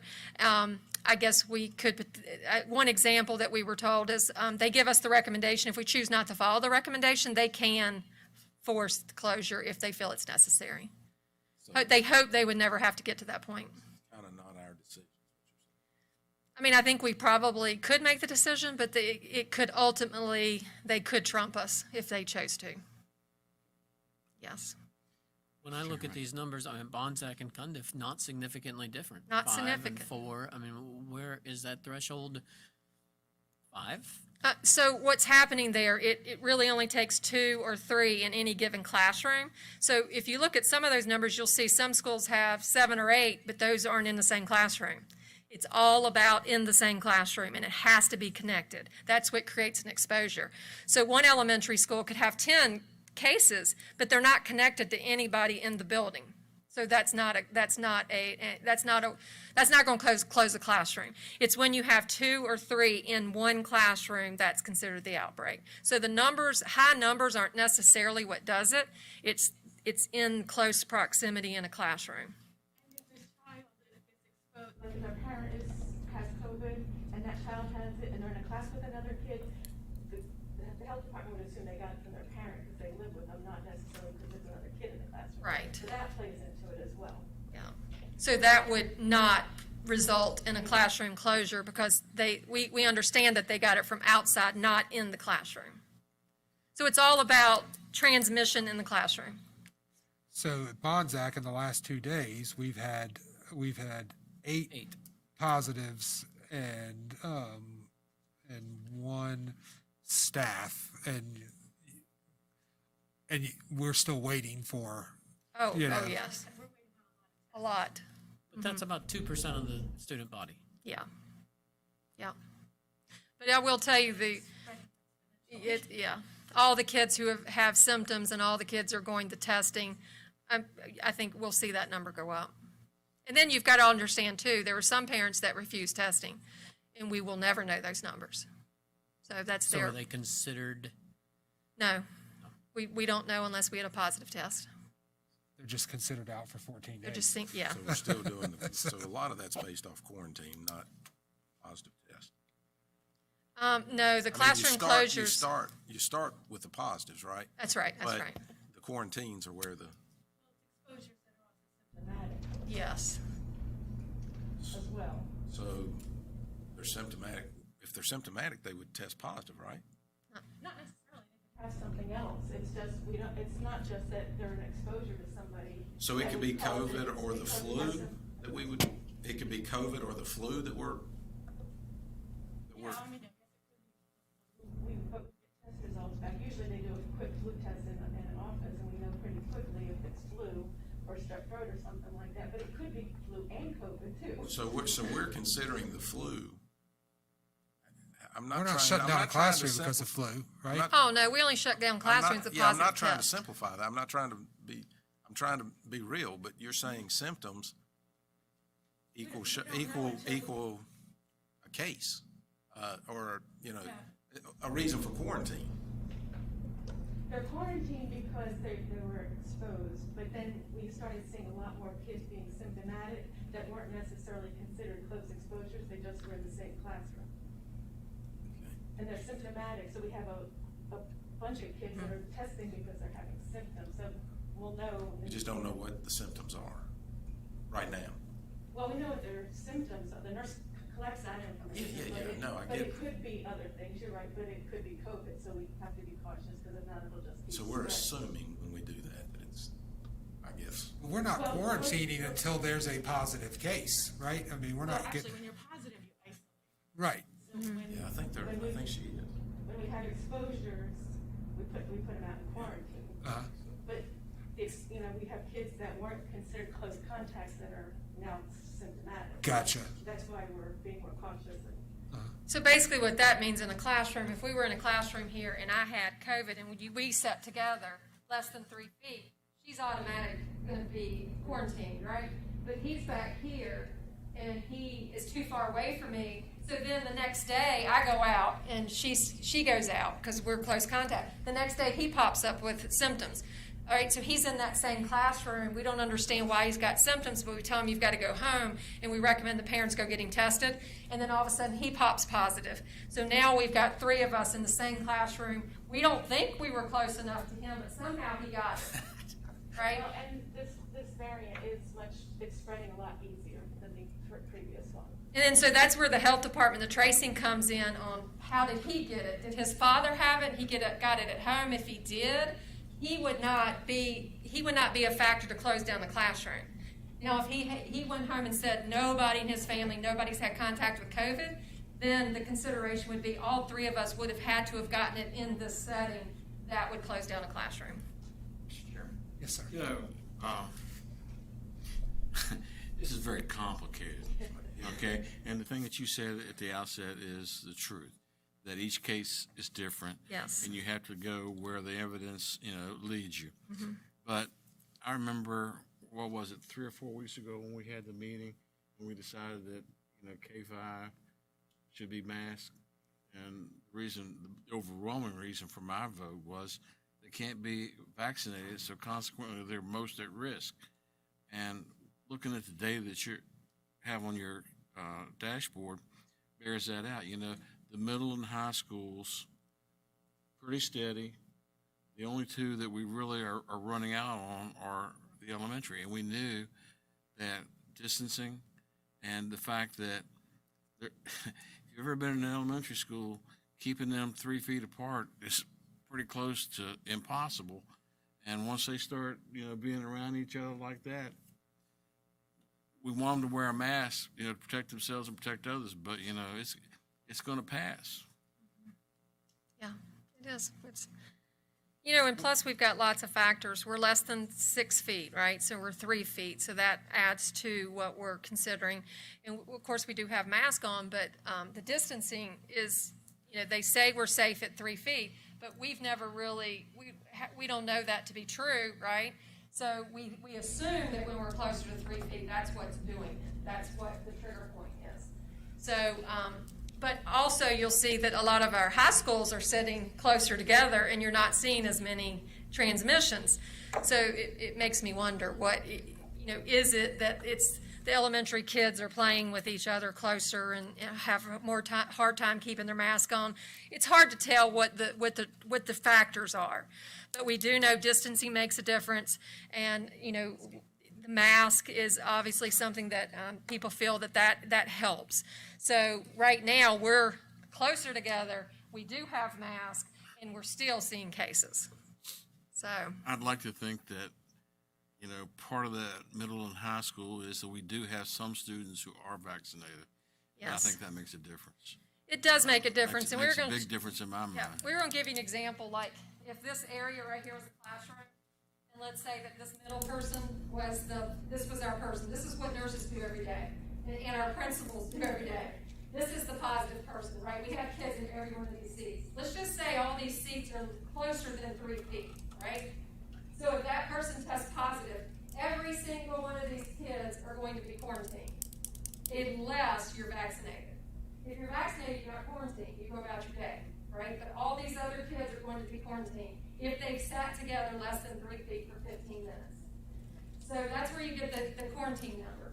Now, so if he's vaccinated, he doesn't have to quarantine. Then let's say this is the positive kid, and I'm sitting here and I have my mask down for 15 minutes, right? Now I'm quarantined because the CDC says both of us have to have our mask on, and we can't have, one person can't have it down for more than 15 minutes when you're less than 3 feet of distance.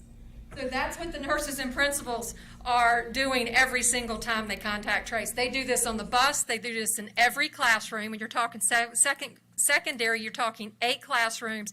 You're talking recess, PE class, cafeteria on every single kid.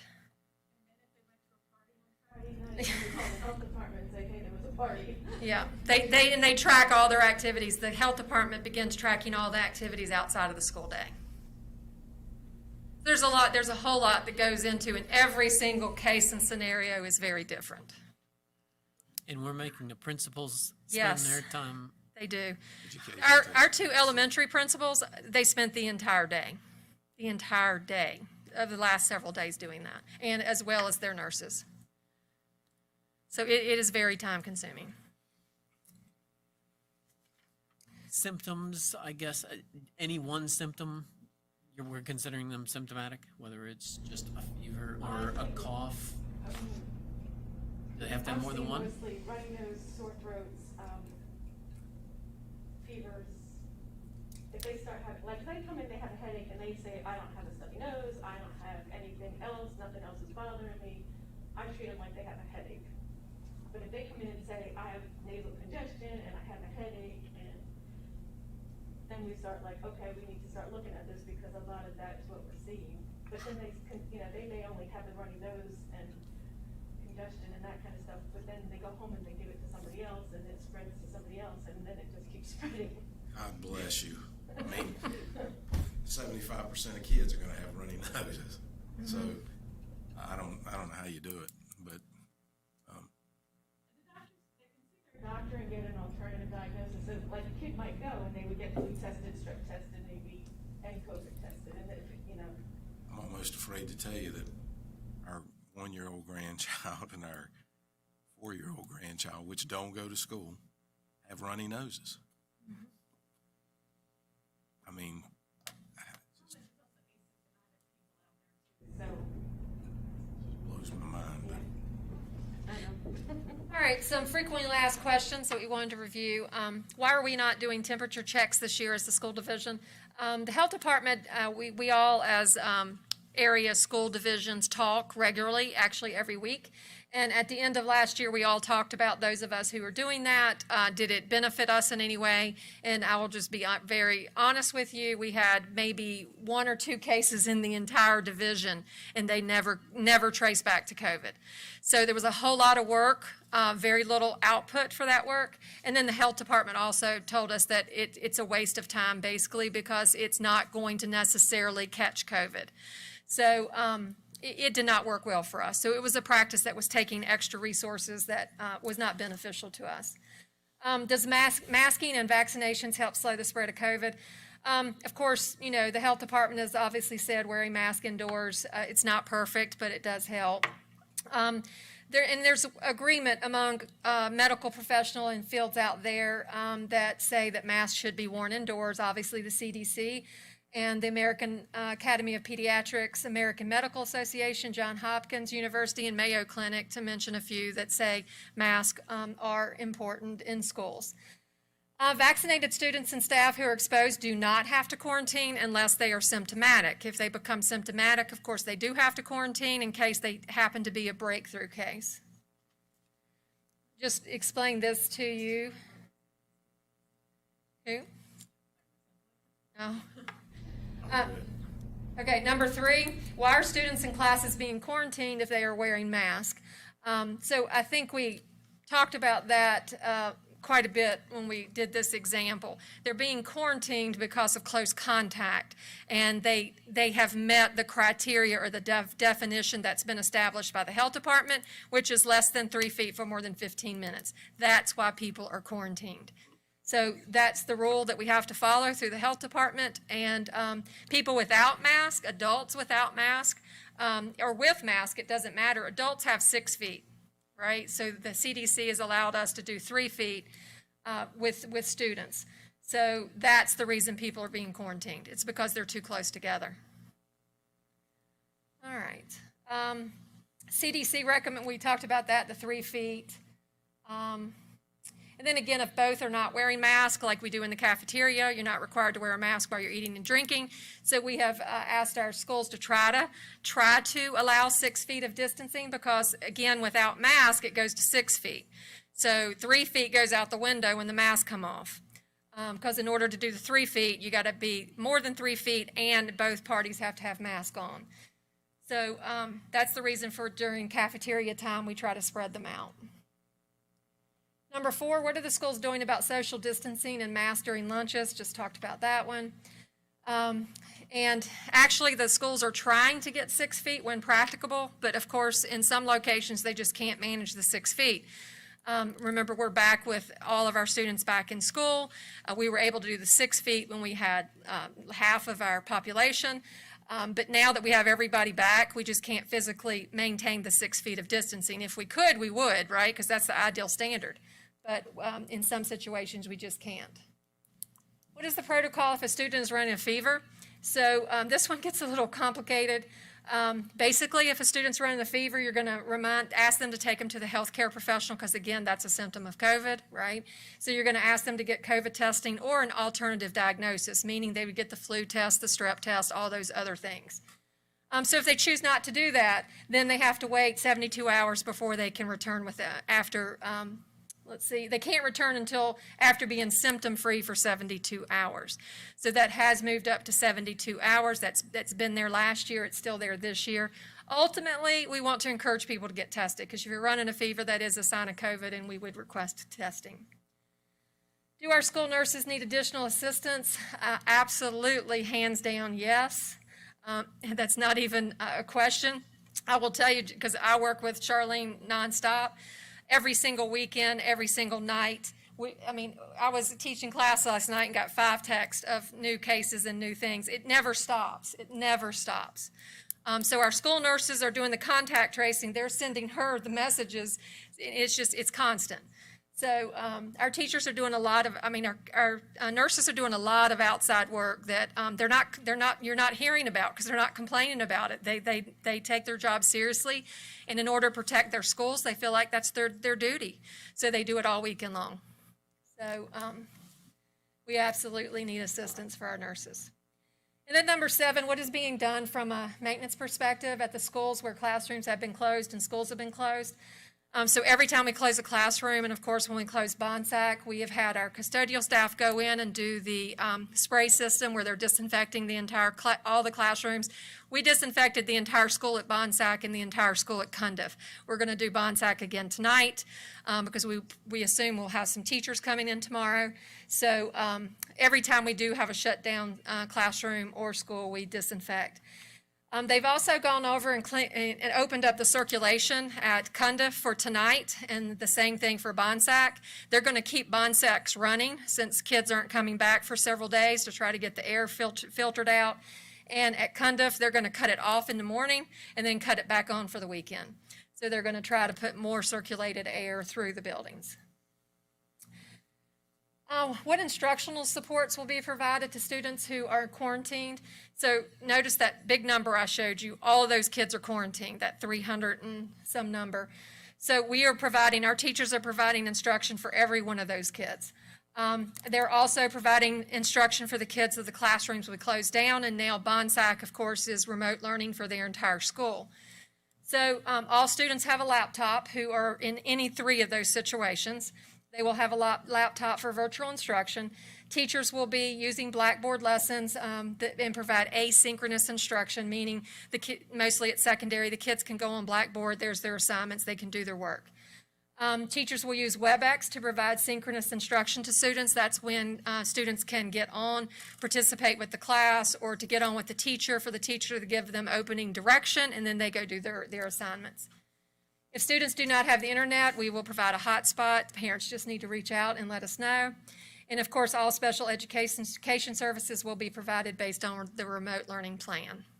So I will just tell you that today, when we close Bonsack, I have to give a big thank you to everybody in the school division because luckily I felt like we were very prepared for that, and our technology department had to run chargers out. We had to get all the laptops ready to go because we were trying to beat the buses, right? Because we didn't want to inconvenience parents. We wanted to get those laptops in the hands of the kids today. So we were able to do that. We sent about 8 or 10 staff members here at Central, just walked in the door, say, hey, we need you to go to Bonsack, and they went. So they printed packets for instruction for pre-K through 2nd so they could have starter instruction for those kids. And then we got the lunch plan figured out to where we're going to deliver 3 days of meals at one time. So the cafeteria staff worked with us to do that. It was just amazing, the support, and we got it all done before the kids got on the bus and went home. So we couldn't have asked for a better team here to handle these types of crises. So that's all I have. Any questions? Mr. Ray? Under that phase 3 of the health plan, the student assignments, and we'll have the Blackboard, as you said, plus emails, plus contact with the teacher. Yes. Correct? And then all this will be WebEx. Yeah, and some of that WebEx is different. Some teachers will go onto WebEx, get them started. Their assignments could be in Blackboard, and they could go work for the next, hour or so, depending on. And then the teacher stands ready, for any questions. It could be a phone call through Jabber. It could be an email. So the teacher's constantly holding office hours if the student needs support. Some teachers will teach longer during their time with their kids. Some will just open up, say, here's your activities. I'm here if you have any questions. Give me a call here. So it depends on the level. So I'm sure secondary is going to give more, responsibility to the students to work at their own pace, and I'm sure elementary is going to have more hands-on, more direction. Do you feel, you said all hands on deck, and it sounds like y'all really took care. And is it a shelf-ready thing that you pull off and say, well, it's time for us to do this, we closed the school? Or, are you just doing what you have to do? And It's shelf-ready today. It wasn't yesterday. We were about halfway there yesterday, but remember when Northside's water main broke the other day? So luckily Dr. Nicely was forward-thinking and pulled us all together and said, hey, if we have to go remote learning, let's figure it out. And we did, and we had a skeleton plan ready to go, right? Then, of course, the water was fixed, and we're like, phew, okay, we avoided that. The very next day, we felt like that Bonsack was going to close the classroom, so we're like, okay, let's get back on this. So then we cleaned up that checklist. Today, we cleaned up that checklist again. So I'm sure, after this is over, Bonsack will give us some feedback, so we'll clean. So it's going to be a very strong packaged item. It's still a work in progress right now, but I will say, I do think it was very successful for the first time we've ever had to turn over. I mean, we basically went from in-person instruction to remote instruction in 3 hours. That's pretty impressive, but that's due to our experience last year. I assume also the teachers, are doing their best while, especially with Bonsack, while the school will be closed.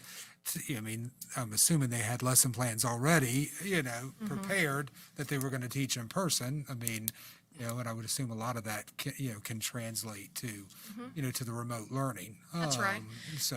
And they have all the lessons that were packaged from last year where they were recorded, so they could pull from those as needed. Not that that's going to be their go-to, but they do have them if that's something they need to use. Right. And we'll tell you, technology did a great job. They printed instruction technology packets, and they put them in every single laptop that went home. So it's directions on how to get the computer going, how to manage Blackboard. That was something we didn't have before. So we're getting better at it. Mr. Chairman. Hold on a second. Sorry, David. Go ahead, Mr. Linden. If I added these numbers up correctly, it looks like we've got 78 students so far this school year that have tested positive. Obviously, we're looking at those films. I know we've got some students that aren't wearing masks in school. Is there a higher percentage of those students not wearing masks for medical reasons? Or of the 78, do we know how many are wearing masks? Are they wearing masks improperly? Are they wearing gaiters? Are they wearing a cloth mask? Are we looking at that? She can tell you. Who have asked for mask accommodations. And normally, if they present a doctor's note, we're able to contact the doctor to ask how we can accommodate in the school setting. So should a person have a disability that would eliminate them from being able to wear a mask, at that point, we're going to put extra safety precautions in place, and that student will have to be distanced the 6 feet. They will have to be away from the rest of the kids, so. Are any of the 78, have they not been wearing masks? No. No, there's only a couple. Kids that need to be reminded, but. Yeah, and buses, it's a struggle on buses.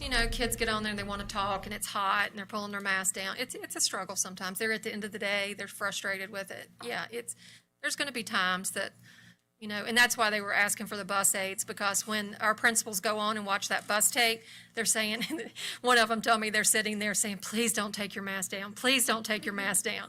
And they're hopeful that kid doesn't pull their mask down, because then they're going to start exposing people. So, for the most part, kids are doing an unbelievable job.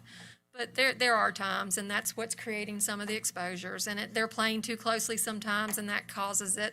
We have teachers, work too closely with kids sometimes at the lower levels. That's causing exposures.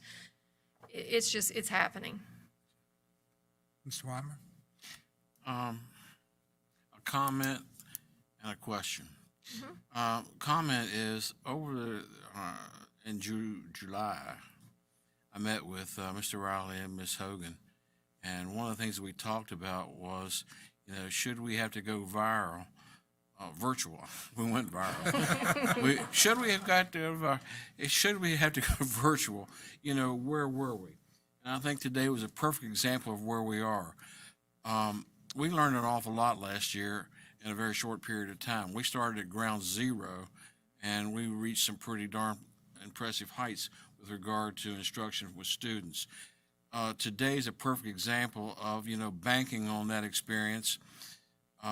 Teachers, when they start tomorrow with these students, will already have resources in hand, they'll have experience in hand, and the students themselves, for the most part, have had experience. So I think we're going to be better off tomorrow than we were, this time or this time in the process last year of virtual. Also had a question about, well, do we want to do virtual with our teachers, or do we want to do, virtual with the third party? And when we were discussing that, I made the comment, and I stand by the comment, that virtual instruction is very, very time consuming for the instructor and for the person on the other end who's helping their students, with the assignments. A teacher to teach face-to-face and virtually at the same time, you're asking an extremely large amount of energy and resources, to get that done. I fully supported the third party because I think that's what they're there for. They are set up to do that. They have their own curriculum, which is linked, to the state standards and all that they need to do. They can do a good job, and it's continuous. It's not broken up. When we're doing virtual now, we've got 325 students this week that we're doing. I don't know how many we'll have next week. I hope it's less. May not be. But that's only for about 10 to 14 days. And for a teacher to do that continuously, that's going to be a drag. So we need to make sure, that we're doing everything we can to keep those numbers as low as we can so that we can keep our teaching staff, involved at a high level. That's one of the things we talked about earlier this year. The problem is not getting them back in. We can get them back in. That's not the problem. But the problem is, once they're there, how can we maintain, what everybody wants to call normal instruction? And that's having them there on a 5-day basis, 7 periods a day, 8 periods a day, whatever, 5 hours a day in elementary, in routines that they're accustomed to and they respond to. We know how to do it. We just need to make sure that we continue to use every resource at our disposal during this time to make it happen for the kids. That's really the bottom line. Mm-hmm. And I think something we're going to do clearly is go back to Bonsack and walk through, where do you think our weak spots were and what can we do to fix it?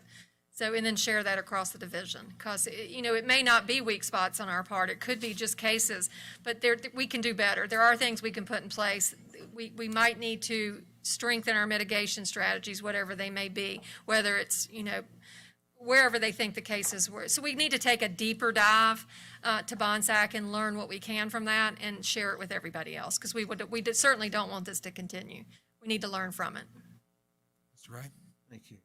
Dr. Skull, on the cameras and turning those on to be able to, so the students can WebEx in if they want to, or if they, where do we stand on that? So if they are if the class is still in session and they are outside of class, there are teachers who are doing that. So I think that is an option. I think it's going to be dependent on grade level and maybe the lower grades. It just depends on whether that will be feasible, because if you can imagine a kindergarten classroom, they're bouncing around from the carpet to over here to this activity. It's going to be a little bit harder for somebody to follow and then get value out of that. So I think it's just going to be a situational type decision on what's going to be the best instructional mode for that grade level or for that child. But it's absolutely an optional. It's option, because it was funny. Jill Green was telling us that the day that they closed, the kids were automatically signing on to WebEx with their teachers because they just automatically assumed class was going to take on remotely. That just shows you how well trained our kids already are. I mean, it speaks to how quickly we can turn that switch with them. Mr. Chair. Yes, Mr. So Greenway. it truly is a sad day for education when we have to go through this mess. So, there's no substitute for putting that teacher in front of these kids. And so I'm afraid this is the new norm for the rest of their lives. Because if it's stuffy noses and, we're always going to have it. We've had it for millions of years. We're going to have it for millions more. But, the teachers are our rock stars. And to Mr. Weimer's point, that third party I get makes it easier. But for the education of my grandchildren, I want it to be a Roanoke County teacher. So, and then to Mr. Ray's point, it's time to turn the cameras on these classrooms. It's time. We have cameras in every other facet of life. These kids can, if they're quarantined or they're at home, they can still be in class. It's time to turn these cameras on. I would urge my board and fellow board members to get these cameras up and running in these classrooms so that we can have whatever normal will be in the future for these kids, and it's a Roanoke County teacher teaching these kids. Otherwise, we know what we had with Roanoke County public education, right? So to me, it's time to get a camera in every classroom, turned on, pointed at the blackboard or the teacher, whatever, best needs to be done to make sure that these kids are taught, and it comes from a Roanoke County teacher. So, thank you, Mr. Chairman. All right. Thank you, Dr. Skull. All right, thank you. Appreciate your time, Ms. Vale, and all of your nurses. Hopefully you'll be able to recharge over the weekend, a few hours at least. So, all right, item 10.0, report by Roanoke County Public, Dr. Nicely. Thank you. I'll keep this brief. I just want to first of all commend our school staff we heard from earlier in the form of Randy Queen and Ms. Cavith at Herman O'Horn, just taking the initiative to apply for grants, and that's just it's really great to see on behalf of our staff. Want to commend Ms. Peterson for working so diligently to invite meaningful input from parents, students, staff, and principals for our ARPA grant. The process generated some really creative and helpful ideas, and resulting in identified needs that are important for all groups. Of course, we have a good starting point, and know the grant can be amended, as needs change. The first meeting of the Burton Center Citizens Advisory Committee is going to take place actually next Wednesday, September 1st, at the Burton Center. And I want to thank Mr. Sir, Mr. Kish on our side for facilitating that, along with county staff. And, of course, all the citizens on the committee who agreed to participate and contribute to the process, and launching a new modern Burton Center to meet the needs of today and the future of our students. So very excited about that process moving forward. We did have a meeting this morning of our Education Foundation, and want to thank all of our business partners and community leaders who serve as trustees for our Education Foundation and actively work to support our schools through the foundation. Some of the highlights in terms of the work of the Education Foundation, of course, is the annual Golden Apple Teacher Awards. Those have been selected by the trustees, and an outdoor reception is planned to honor the winners in late September. The foundation's also planning on awarding classroom grants again this year, so those applications will be coming out shortly, and we encourage all of our teachers to apply for those.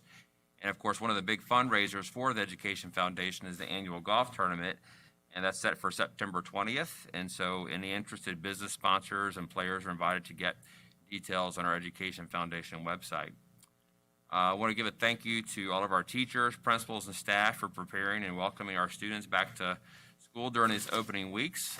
Despite the challenges we've seen, we've been able to go out to the schools and see students arrive in the mornings, and we continue to see lots of students glad to be in school, and lots of caring teachers and adults letting students know they're glad they're there. So when you see those interactions and seeing the way the adults, the teachers, and the staff care for our kids, it's really good to see and are mindful of what we're about. I want to thank all of our teachers, principals, and staff, of course, at Bonsack, and as well as Conda for working through the whole class and whole school quarantine situations. These situations certainly created a lot of hardship for families as well as staff, but thanks everyone for pulling together and remaining strong to do what needs to be done for our students given the sort of circumstances we face. So we really applaud their efforts, and we'll get through it. Thank you. Thanks, Dr. Nicely. All right, reports and inquiries of board members. Mr. Weimer, you want to kick us off? You know, I think I've said all I need to say tonight. I thank the patience for the board as we've had these discussions. I just hope things get brighter tomorrow. We've had water, we've had fire. Let's keep the pests away so we don't have all of the evils appear at one time. Well said. Well said. Mr. London? Thank you, Mr. Chairman. Just like to thank those who came and spoke at our last board meeting. I obviously was not here for that, but when I got back to civilization and was able to watch the meeting online, there were a lot of heartfelt messages, and the passion which everybody spoke with was very impressive.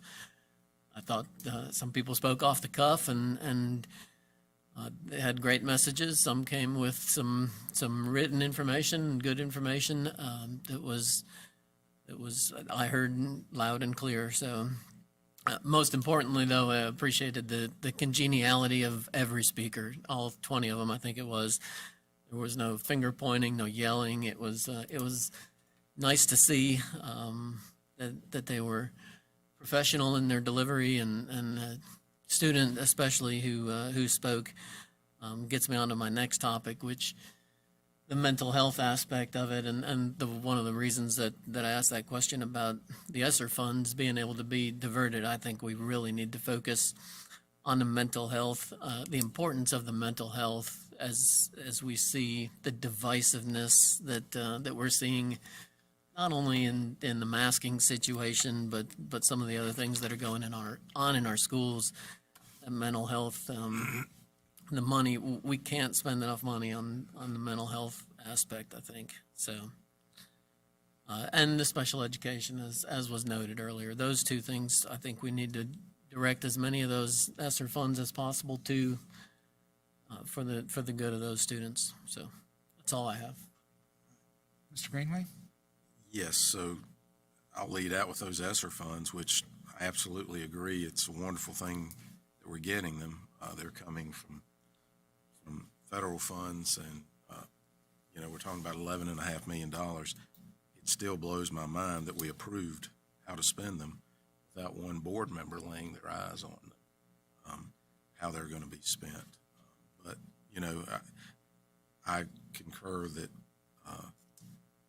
especially with was it Mr. Garrison with SPED, I think maybe we're light years ahead of a lot of school divisions when it comes to our SPED development and resources. So I don't question that staff has put a lot of work into it, and I appreciate all that, but I just wish we had had an opportunity to review it and put it in front of our eyes one time at least before we voted on it. It's always harder to change things once they're in stone and people start spending. So anyway, for those that may be listening to this 3-hour podcast, it's those questions that Dr. Stegall went over were some of the questions that y'all would ask and that I'd put out there, and I appreciate Dr. Stegall. Can I get the responses, by the way, in print? Can you send those to me? Thank you. So those were the questions that many of you asked, and if we didn't get them all, it's nice to be transparent, and I think Dr. Stegall did a great job of answering those for us, and it may have looked in a different form, but they were answered. I do think we're looking at a new normal,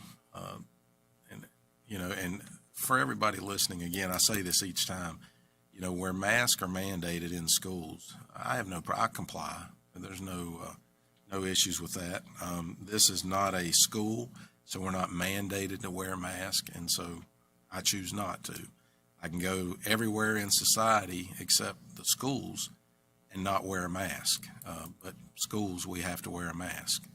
Not sure why that is. I can't explain it, but if that, maybe these quarantines would be worse if we didn't have masks. I'm not convinced of that, but that could be the case. Distancing, one of the questions people said, well, social distancing, crack windows, sanitizing surfaces, masking.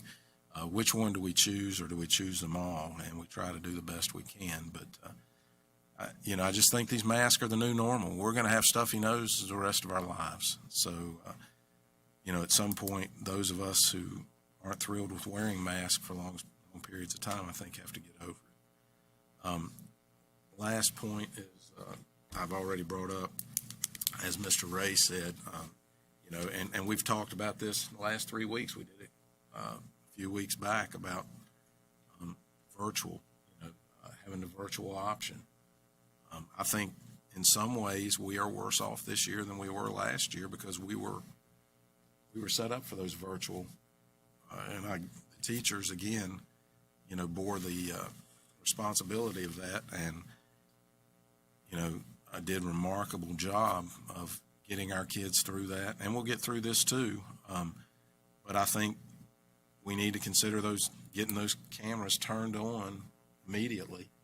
And for these kids that are quarantined for whatever reason, or if they're sick, whatever the reason is, they can be in class, but at home if they're sick. And that gives them a resource to be able to see the class and not lose the time and still get the education that we've been giving all these kids for many years. So just something to consider, and I thank you, Mr. Chairman. Thanks, Mr. Greenway. Mr. Wright?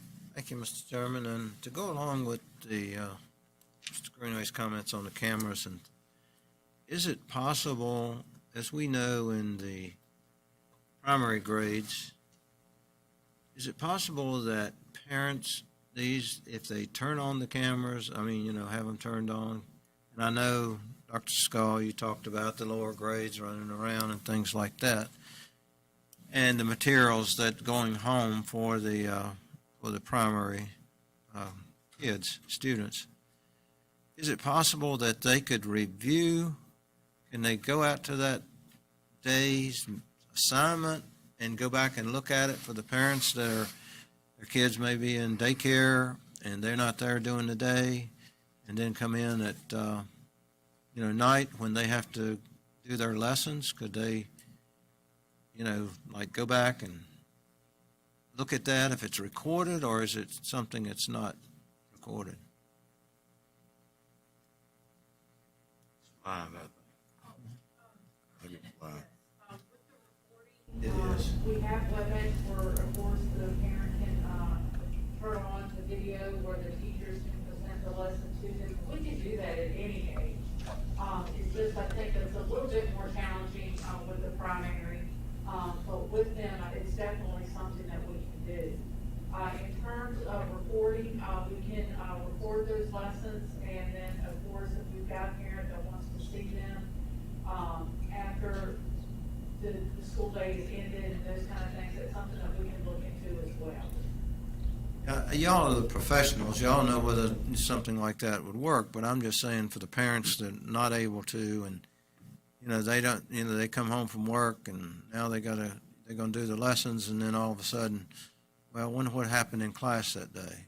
How did they present it, or whatever it may be. But I'm just leaving it up to y'all, but, just curious. Shifting gears, I'd just like to maybe at a work session would bring up about, the school board and maybe financing some of these stipends that the athletics have, such as, the officials or transportation to other schools.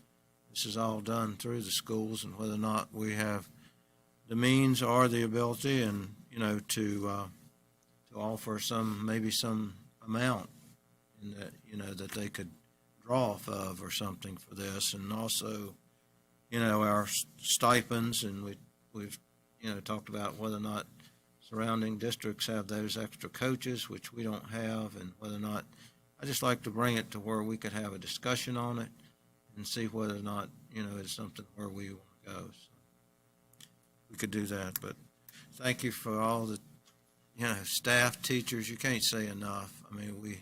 What they do to keep our schools running, keep our kids educated, and it's certainly, I know we appreciate it as a board, so thank you.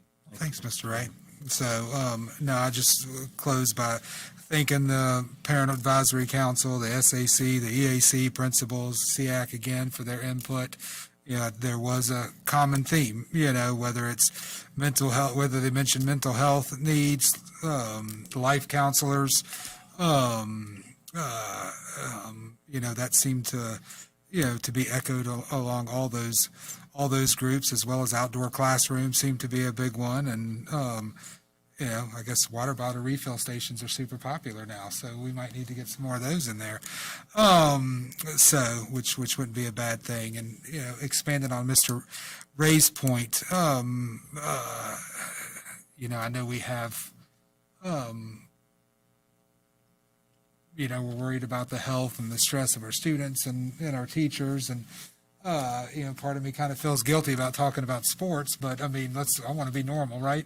So as much as we can, but, all of our high school, if we start with our high schools, I think all of our high schools have different needs. You might have one high school that, hey, I'd like to have an extra coach here. I'd like to do this. I'd like to do that. But, at the end of the day, I would, and it is something that, that I do plan on putting on the agenda for our work session, because, I've asked for a report from Hidden Valley about, the revenues that are coming in, how they're spent, what are the expenses, revenue sports versus non-revenue sports. I know Dr. Skull has that information, and she's actually been so kind as to, she's going to put similar information for, I think you're even going to do it down to middle school. Did you? So just some good information about how our high schools, revenue that's coming in, what are some of the deficiencies, how other school divisions do things. I know a lot of other school divisions that, they cover the cost of, the officials and the transportation for their high schools, but in exchange for that, they also take a little bit of, a piece of the gate too. So is that something that we're comfortable? I just want to look at ways that we can support. We're just like we ask our PTAs and PTSOs to do a lot of things for our schools that I personally think we should cover. I feel like sometimes we're asking our booster club and our high schools to do things that we should cover for our student athletes, and it's not just our student athletes, we've got other, we'll